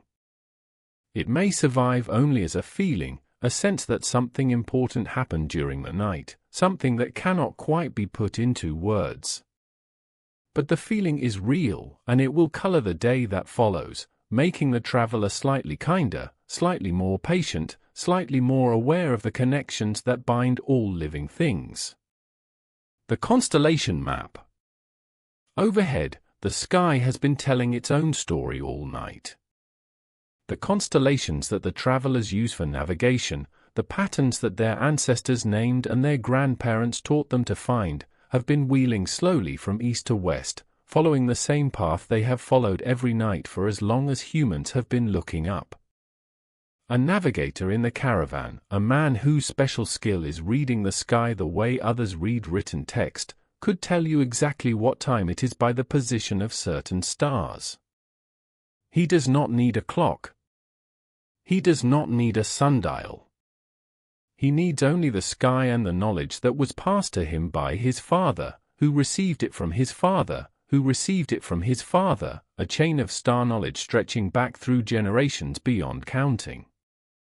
This navigator, even in sleep, maintains some awareness of the sky. It is as though a part of his mind is always tilted upward, always tracking the slow rotation of the heavens, always calculating position and time and direction. In his dreams, the stars are not distant points of light. They are markers on a map, and the map is alive, and the navigator moves through it the way a fish moves through water, naturally, effortlessly, at home. The stars have been companions to travelers on this road for so long that they have become part of the road itself. The Silk Road is not only a path through the desert. It is also a path through the sky. Every caravan that has ever crossed this desert has looked up at the same patterns and used them for the same purpose, to know where they are, to know where they are going, to trust that even in the vastness and the darkness, there are reliable points of reference that will not change, that will not deceive, that will always be where they are expected to be. There is comfort in this. Deep comfort. The kind of comfort that does not come from knowing that everything will be easy, but from knowing that there are constants. That some things can be relied upon. That the stars will be there tonight and tomorrow night and every night after that, turning their slow circles, marking the passage of time, bearing witness to every journey that passes beneath them. And you are part of this now. You are part of the long chain of travelers who have rested under this sky. Your journey may be different from theirs, your destination may be unknown, your burdens may be carried in ways they could not have imagined. But the stars you rest beneath are the same stars. The darkness that holds you is the same darkness. And the peace that the night offers, the peace that comes from setting down the weight of the day and allowing the body to rest and the mind to drift, is the same peace that every traveler on every road has ever known. The guard's vigil. The guard has continued his patrol throughout the night. His steps are slower now than they were in the early hours, and his awareness of his own fatigue has become a constant companion, a weight that he carries as surely as he carries his lantern and his blade. But this is the guard's role. To remain awake while others sleep. To accept the weight of watchfulness so that others can set theirs down. To maintain the safety of the camp through the long, vulnerable hours of darkness. The guard's lantern has burned lower. The flame inside is smaller now, less assertive, a pale yellow tongue that barely illuminates the glass that surrounds it. But it is still sufficient for its purpose, casting just enough light to see the ground a few paces ahead, to distinguish the shapes of sleeping bodies from the shapes of bundles and equipment, to maintain the thread of visibility that connects the guard to the camp he protects. The guard walks. Left foot, right foot, left foot, right foot. The rhythm of his walking has become so regular, so automatic, that his body manages it without input from his conscious mind. This frees his mind to exist in a state that is neither fully awake nor sleeping. A state of open awareness. Of watchfulness without anxiety. The guard has learned, through many nights like this one, that the night itself is mostly peaceful. That the dangers he watches for rarely materialize. That his presence serves a purpose not primarily through action but through being. By being awake, by being present, by being watchful, he creates a container of safety within which everyone else can let go. He passes the sleeping caravan slowly, the lantern swaying gently with each step. The light falls briefly on the faces of sleepers. Some are peaceful, mouths slightly open, breath steady and deep, the faces of people who have found the bottom of their exhaustion and settled there. Some show the subtle movements of dreaming, eyelids flickering rapidly, lips moving as though speaking to someone visible only in the inner world. A hand twitches. A leg shifts. Small adjustments that the body makes in response to whatever drama or beauty the dreaming mind is creating. The guard sees the animals too. The camels, still at rest, still breathing their slow, deep breaths, their great bodies dark shapes against the lighter sand. One camel opens a single eye as the lantern passes, regarding the guard with the ancient, unhurried gaze of an animal that has seen 1,000 such nights and expects to see 1,000 more. The eye reflects the lantern flame for a moment, a small bright point in the darkness, and then closes again. The camel has registered the guard's presence, assessed it, found it familiar and unthreatening.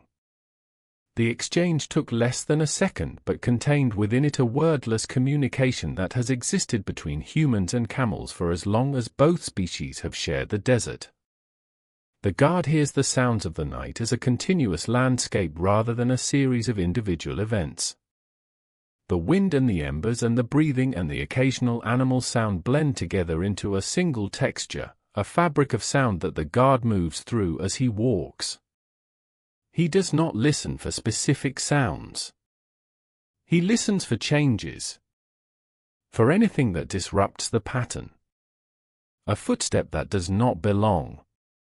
A sound that is louder than it should be. A silence where there should be sound. This is the guard's skill, this ability to monitor not the sounds themselves but the pattern they create, and to notice instantly if that pattern is disturbed. Tonight the pattern is undisturbed. The night is peaceful. The camp is safe. And the guard, knowing this, continues his walk with a kind of gratitude.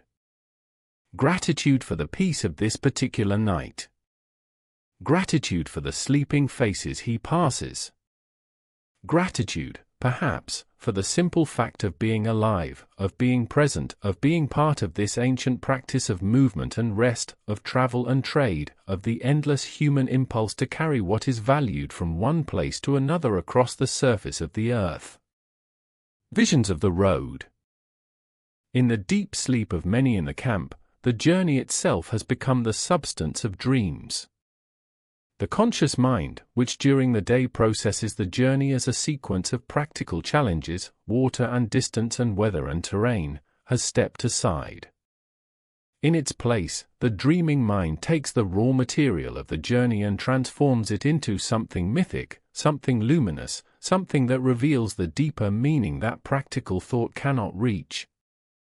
A merchant dreams he is walking through a great bazaar.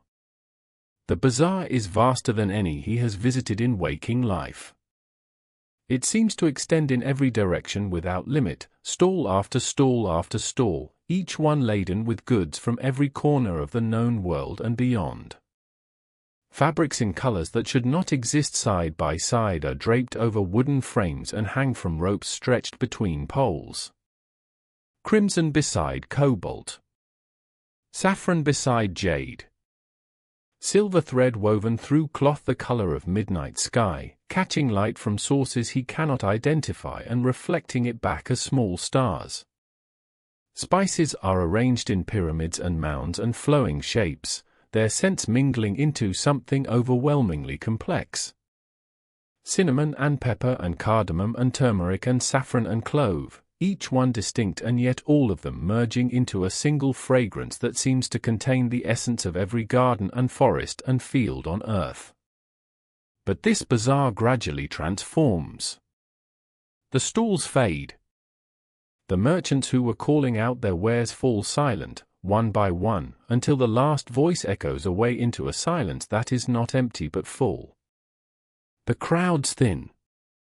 The colors soften. And the merchant finds himself walking alone through a landscape that is both familiar and impossibly new. It might be the desert he knows, the same sand and stone and sky, but with mountains on the horizon that he has never seen before.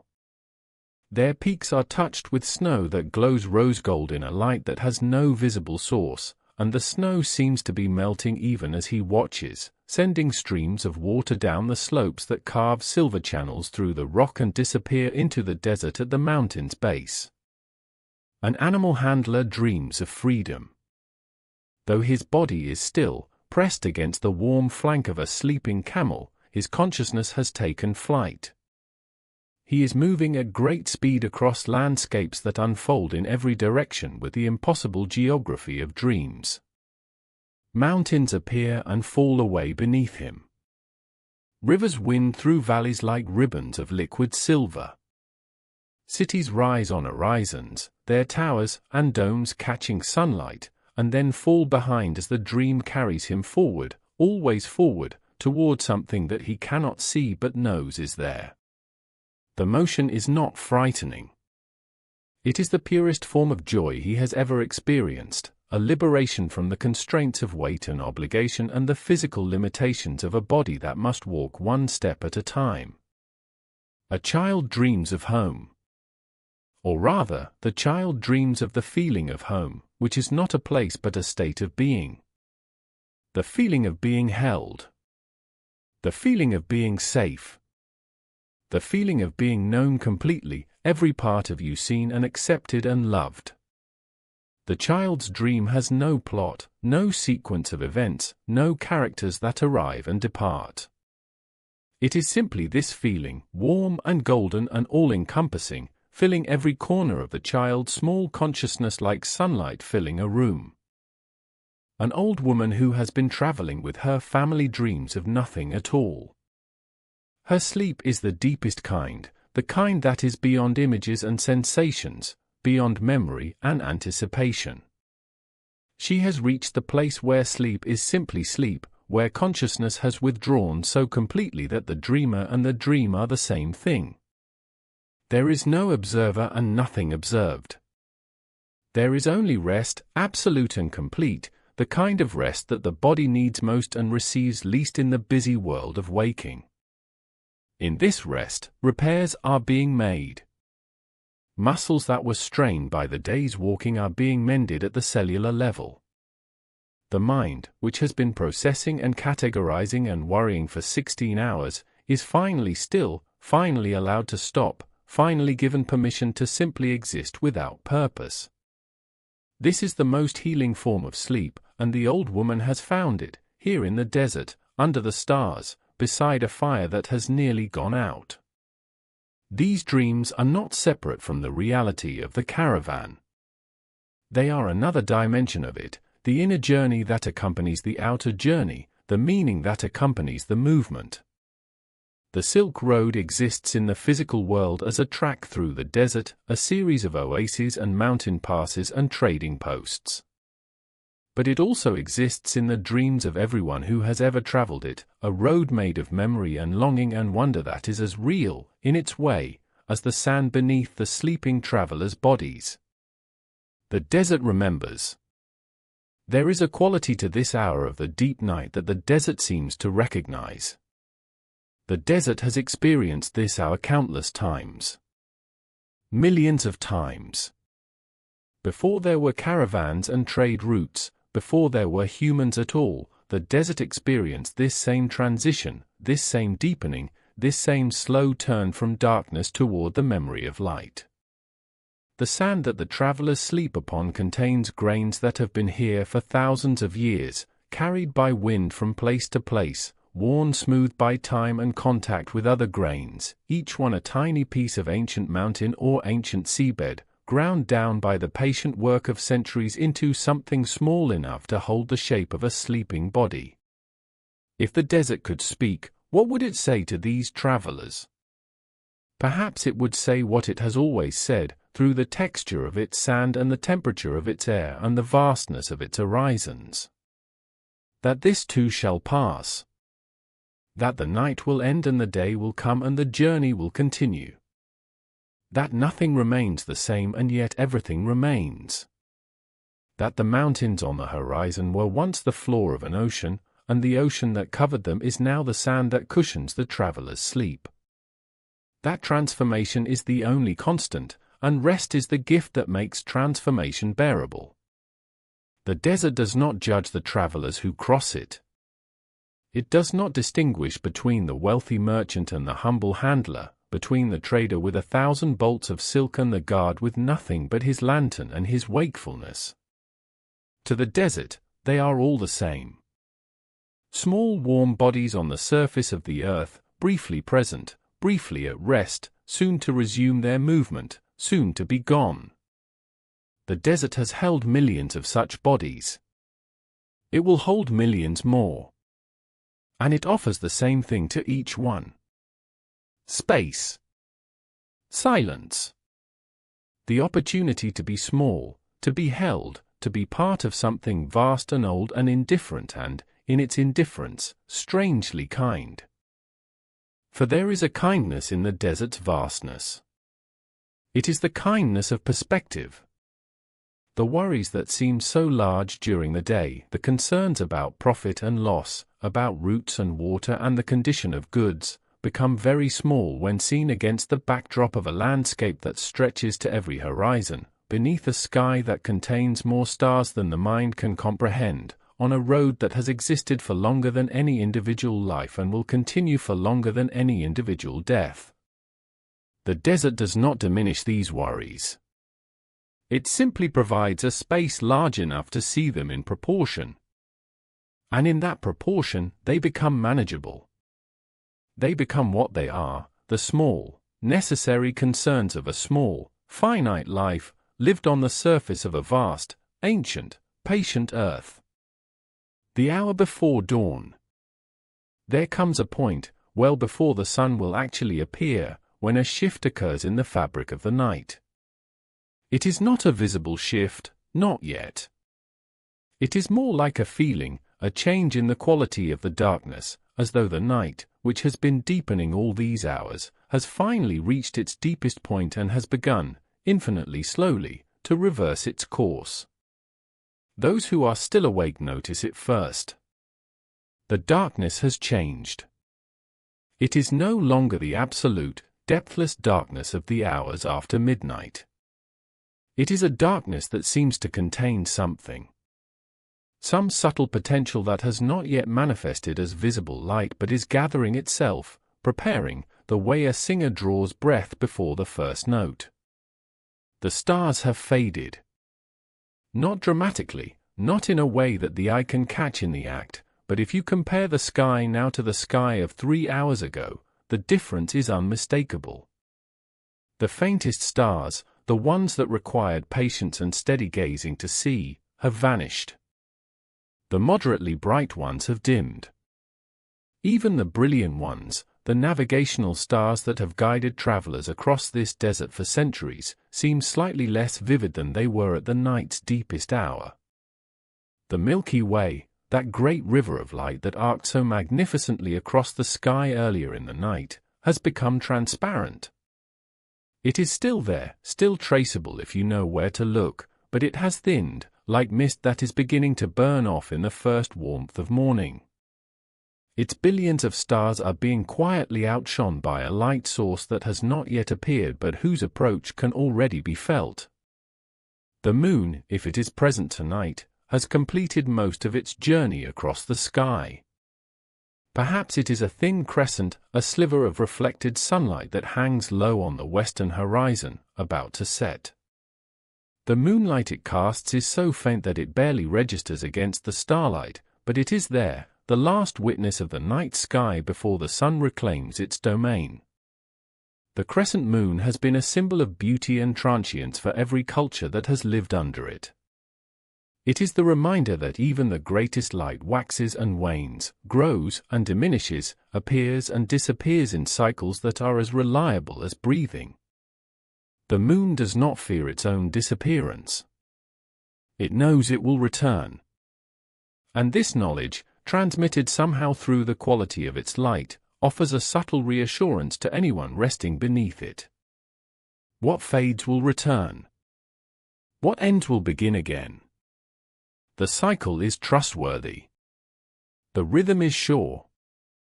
The eastern sky, in the direction from which the sun will eventually come, shows the faintest hint of color. Not light. Not yet. But the promise of light. The memory of light. The knowledge, older than language, that the darkness is not permanent, that the sun will return, that the world will be illuminated once more. This knowledge is felt by every creature in the camp, waking and sleeping alike. Some of the animals begin to stir. The camels lift their heads, slowly, with the deliberate motion of creatures that do not waste energy on unnecessary movement. Their ears rotate slightly, scanning for sounds. Their nostrils flare, testing the air. They sense the approaching change the way they sense water from miles away, through channels of awareness that human beings have largely forgotten. The temperature remains cold. Perhaps colder than it has been all night, in that paradoxical deepening of cold that sometimes occurs just before dawn. The air is perfectly still, as though the wind, which has been a constant companion throughout the night, has paused to wait for the sun. In this stillness the sounds of the camp carry further. The crackle of embers, which has been a quiet background texture, now seems almost loud. The breathing of sleepers, which was indistinguishable from the other sounds of the night, now becomes the dominant sound, a collective rhythm that seems to hold the camp in a kind of suspension between one state and another. The guard adjusts his pace. He has been walking all night, and his body carries the fatigue of those hours in its shoulders and its knees and in the dull weight behind his eyes. But this is the hour that requires the most attention. The hour of transition. The hour when the patterns of the night break down and the patterns of the day have not yet established themselves. The guard has learned to be most alert at these thresholds, these boundaries between one state and another. He watches the eastern horizon with particular attention, reading the subtle gradations of color that appear there like a text written in a language that only the patient can read. And the camp sleeps on. Not deeply now, not with the profound unconsciousness of the middle hours. The sleep of these last minutes before dawn is lighter, thinner, more permeable. Dreams have become less vivid, more fragmented. Bodies have begun to remember that they have duties, that the road calls, that the journey will continue. But not yet. Not quite yet. There are still a few precious minutes of rest remaining. A few more breaths to be taken in this peaceful state. A few more moments of being held by the last of the darkness and the last warmth of the embers before the day begins its claim. The fire is nearly out. What remains is a bed of grey and white ash, with only the faintest glow of heat visible in its deepest center, like a final ember refusing to surrender. This ember will be used to start the morning fire. It is the bridge between one night's fire and the next day's warmth, a continuous thread of flame that has been passed from fire to fire across the entire journey, each night's fire kindled from the remains of the last, a chain of warmth that stretches back to the caravan's departure and forward to its eventual arrival. The stars continue their slow disappearance. One by one, they wink out, not dramatically but simply, as though each one has completed its night's work and is stepping back to allow the sun its turn. The sky in the east grows imperceptibly lighter. The air carries a new scent, clean and sharp, the scent of dew that has formed on stone surfaces during the coldest hours, already beginning to evaporate as the first warmth reaches it. Somewhere nearby, a camel sighs. The sound is long and low and resonant, the exhale of an animal whose body is truly at peace. The sigh seems to carry weight, as though the camel is releasing not just air but the accumulated tiredness of the day's march, the weight of the goods it carried, the heat it endured, the miles it crossed. The sigh ends and the camel settles further into the sand, its great body relaxing one final degree, finding a depth of rest that it will need for the day ahead. This sound, this single animal sigh, is somehow the most peaceful sound of the entire night. It contains no effort, no intention, no communication. It is simply a body releasing what it no longer needs. And in hearing it, something in your own body releases too. A last held tension. A final thought that was clinging to the edge of awareness. A worry about tomorrow that had not quite dissolved. It goes now, released with the camel's breath, carried away by the barely moving air, lost in the vastness of the desert night. The night is ending. But it is not ending all at once. It is ending the way it began, gradually, with infinite patience, one shade of darkness giving way to another shade that is slightly less dark, one moment flowing into the next, the boundary between night and day as soft and blurred and gentle as the boundary between waking and sleep. Rest here a moment longer. The dawn is patient.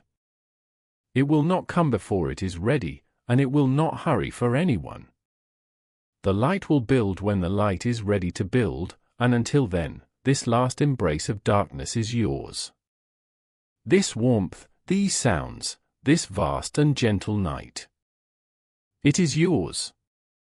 You are held. You are safe. And the road, the ancient and endless road, will wait for you. It has always waited. It will always wait. The Silk Road is patient too. The first light. And then, finally, the first true light appears. It does not arrive with fanfare. It does not announce itself with sound or sudden brightness.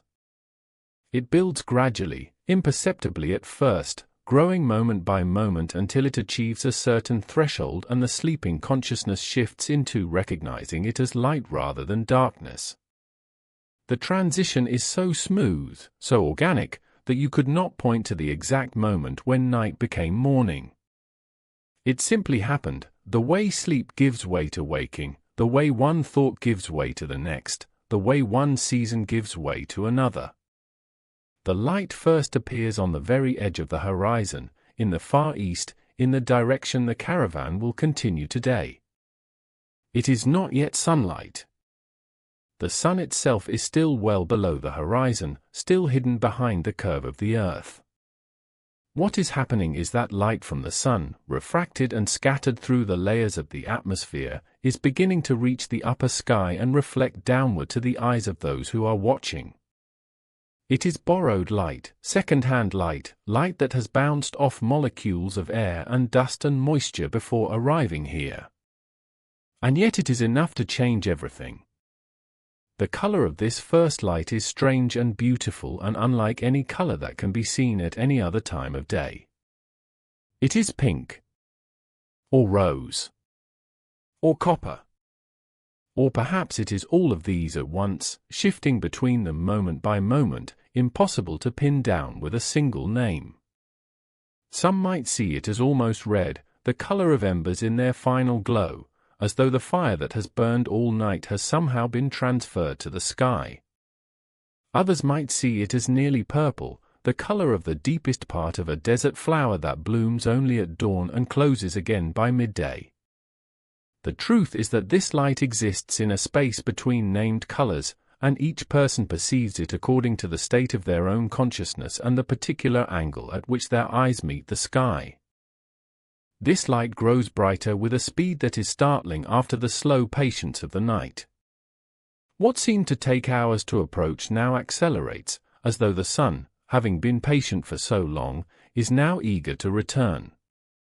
The pink on the horizon becomes broader, richer, deeper.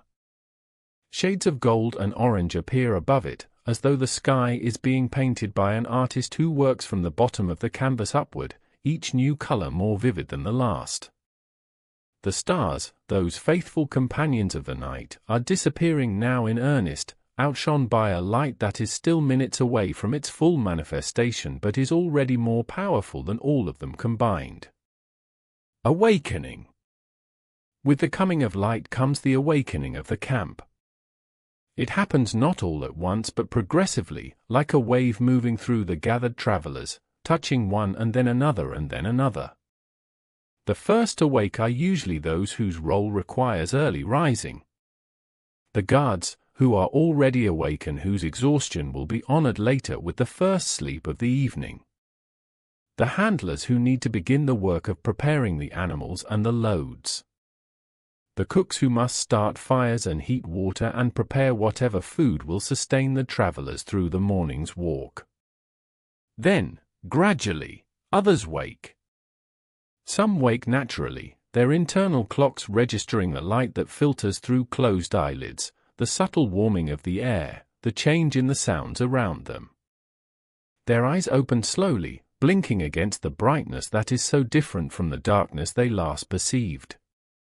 For a moment there is a look of gentle confusion on their faces, the momentary displacement of someone returning from a far journey, the brief question of where am I followed quickly by the answer, I am here, on the road, beneath the sky, surrounded by companions, and the day has come. Others are woken gently by those already awake. A hand on the shoulder. A soft word spoken close to the ear. The waking is gradual and kind, giving each person time to transition from the depths of sleep into the surface world of light and duty and motion. No one is jerked awake. No one is startled. The caravan understands that the transition from sleep to waking is a sacred threshold, and it is crossed with the same care and reverence as any other threshold on this journey. Eyes open slowly. Bodies stretch. The mechanisms of the human frame, muscles, and joints and tendons that have been still for hours, have become stiff during the long night of rest. Movements are careful, deliberate, accompanied sometimes by small sounds, a groan as a back straightens, a sigh as arms reach overhead, the crack of a joint finding its alignment. The body is remembering itself, piece by piece, system by system, returning from the formless world of sleep to the structured world of bone and muscle and purpose. The camels are awake now, restless with the coming of day. These animals know, from deep internal rhythms older than any training, that the light means movement. Some stand and shake themselves, their great bodies trembling from head to tail, raising clouds of fine dust that catch the early light and glow golden for a moment before settling. Others grind their teeth or make low rumbling sounds from deep in their chests, sounds of readiness, of anticipation, of the body preparing itself for the work ahead. The bells on their harnesses begin to chime again, no longer the occasional quiet notes of the night but a gathering chorus, a morning music that signals the start of a new day on the road. The ritual of morning. A new fire is kindled from the ember that survived the night. The coal, small and glowing, is placed in a nest of dry tinder, and a handler leans close and blows gently, coaxing the ember back to life. The breath meets the coal and the coal responds, brightening, reddening, and then a tiny flame appears, catching the tinder, growing, spreading. New wood is added and soon fresh flames leap up, crackling and popping with the energy of the morning.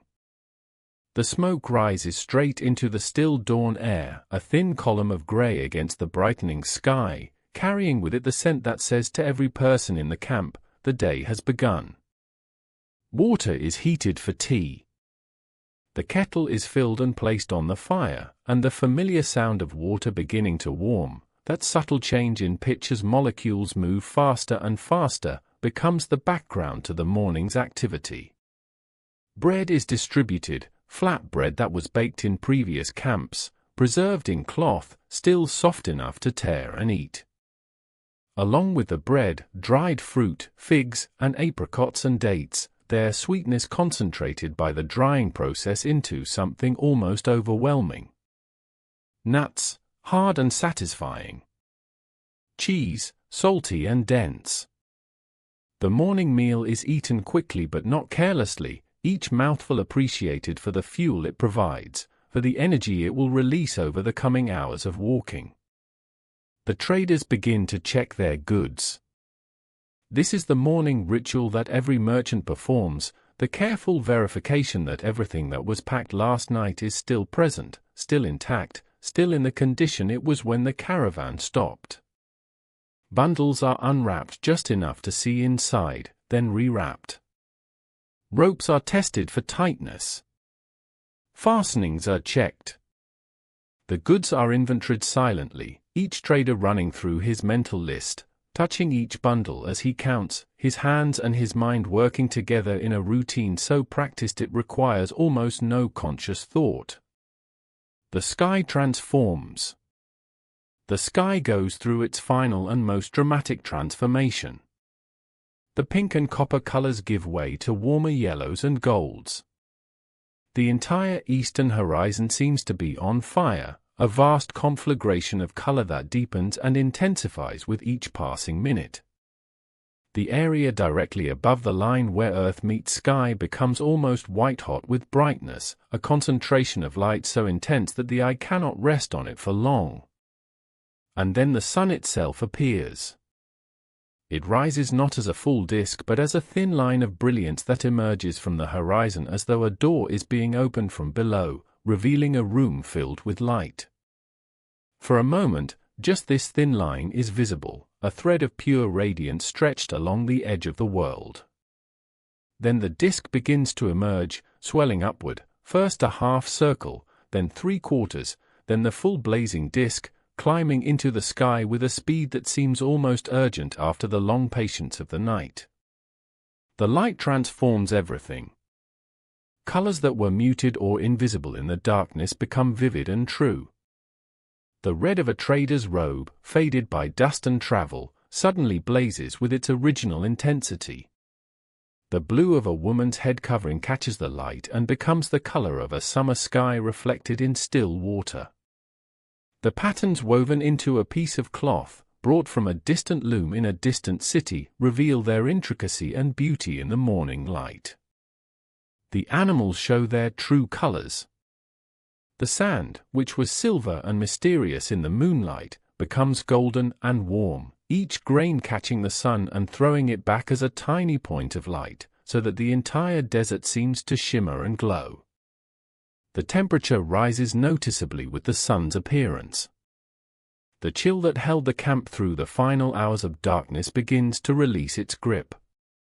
Blankets that were pulled close are now loosened. Extra layers are removed and folded and packed. The desert is preparing to show its daytime face, the face of heat and light and vast, shimmering distance. The caravan prepares to move. Now the camp transforms from a place of rest into a place of purpose. The change is rapid and efficient, the product of long practice. Bundles are secured to camels with ropes that are pulled tight and tested with a practiced tug. Saddles are adjusted. Water containers are filled from whatever source was available at this camp and strapped into place. The animals are brought into line, each camel secured to the one in front with a lead rope, creating the long chain that will move as a single organism across the desert. Handlers move among the animals, checking, adjusting, speaking to them in low, calm tones. The relationship between a handler and his camels is one of deep mutual understanding, built over months and years of shared travel. The handler knows each animal's temperament, its strengths and weaknesses, the sounds it makes when it is comfortable and the sounds it makes when something is wrong.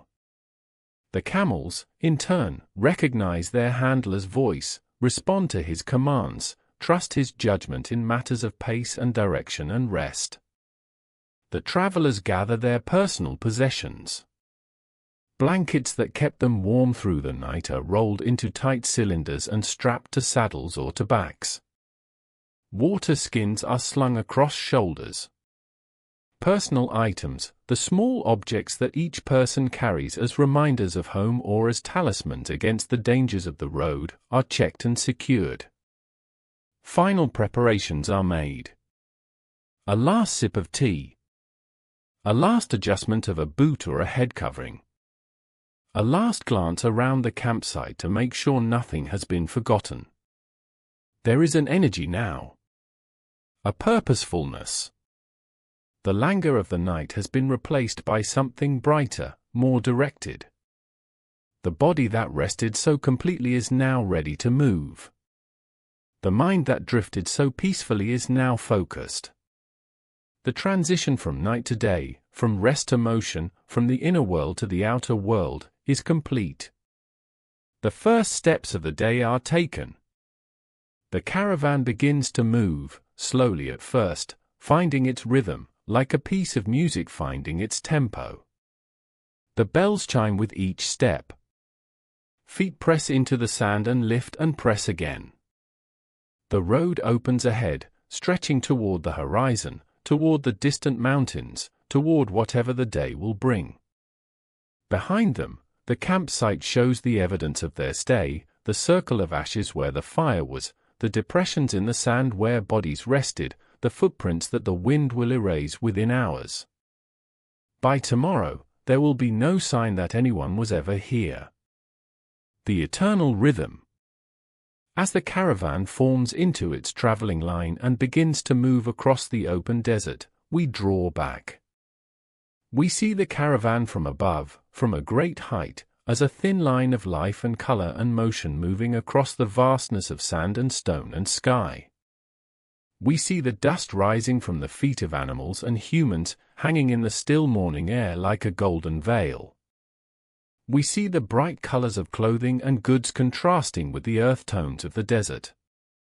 We see the shadows of the travelers stretching out to the west, long and dark in the early light, each person and each animal accompanied by this dark companion that will shorten as the sun climbs higher. And we see the sky above it all. Clear and vast and infinite. The same sky that watched over the night just past, now watching over the day that is beginning. The same sky that watched over the first caravan that ever crossed this desert, and will watch over the last. Though your eyes may now be opening, though the narrative has drawn to its close and the story has reached its natural end, the journey continues. The Silk Road has always continued.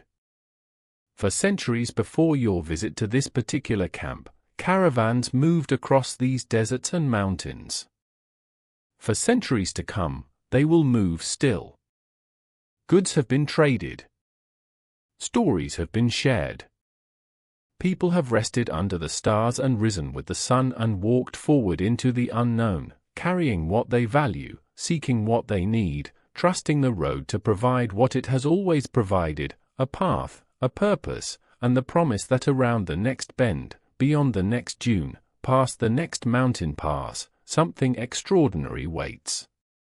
You have participated in this eternal rhythm. The rhythm of waking and sleeping, of moving and resting, of gathering and dispersing, of night and day. The rhythm that is older than civilization and more fundamental than language. The rhythm that the body knows even when the mind forgets. The caravan moves on across the desert, carrying silk and spices and stories and the dreams of everyone who slept beside the fire last night. Under starlit nights and bright days, the ancient road continues its purpose. And you, having traveled with them in spirit, carry something of this journey with you. A memory of peace. A reminder that rest is always available, always waiting, always ready to receive you when you are ready to receive it. A knowledge that beneath the motion of the day, beneath the noise and the obligation and the endless forward push, the stillness is always there. Deep and patient and kind. Waiting for you to return to it. As you will. As you always do. The Silk Road continues. The journey never ends. And there are other roads waiting. Other nights. Other fires to be kindled beneath other skies. Perhaps next you will travel the mountain passes of the Hindu Kush, where snow-fed streams sing through valleys of wild lavender and the air thins to something almost holy. Where the silence between peaks is so vast that your own heartbeat becomes the loudest sound in the world. Perhaps you will join a river barge drifting down the Yangtze through mist-wrapped gorges, where the only sound is the slow pull of water against ancient stone and the distant call of cranes rising from bamboo forests that have stood for 1,000 years. Perhaps you will rest in a caravanserai on the shore of the Caspian Sea, where the salt wind carries the scent of faraway harbors and traders from 3 continents share bread and tea beneath a vaulted ceiling older than memory, their voices rising and falling like the tide. The roads are many. The rest they offer is the same. The deep, timeless, unhurried peace of the traveler who has walked far enough to know that the journey and the destination are not two different things. That the road is not something you travel on. It is something you carry within you. It is something you are. Until the next fire is lit. Until the next story is told. Until the night opens its arms once more and invites you in. Rest well, traveler. The road will be here when you wake.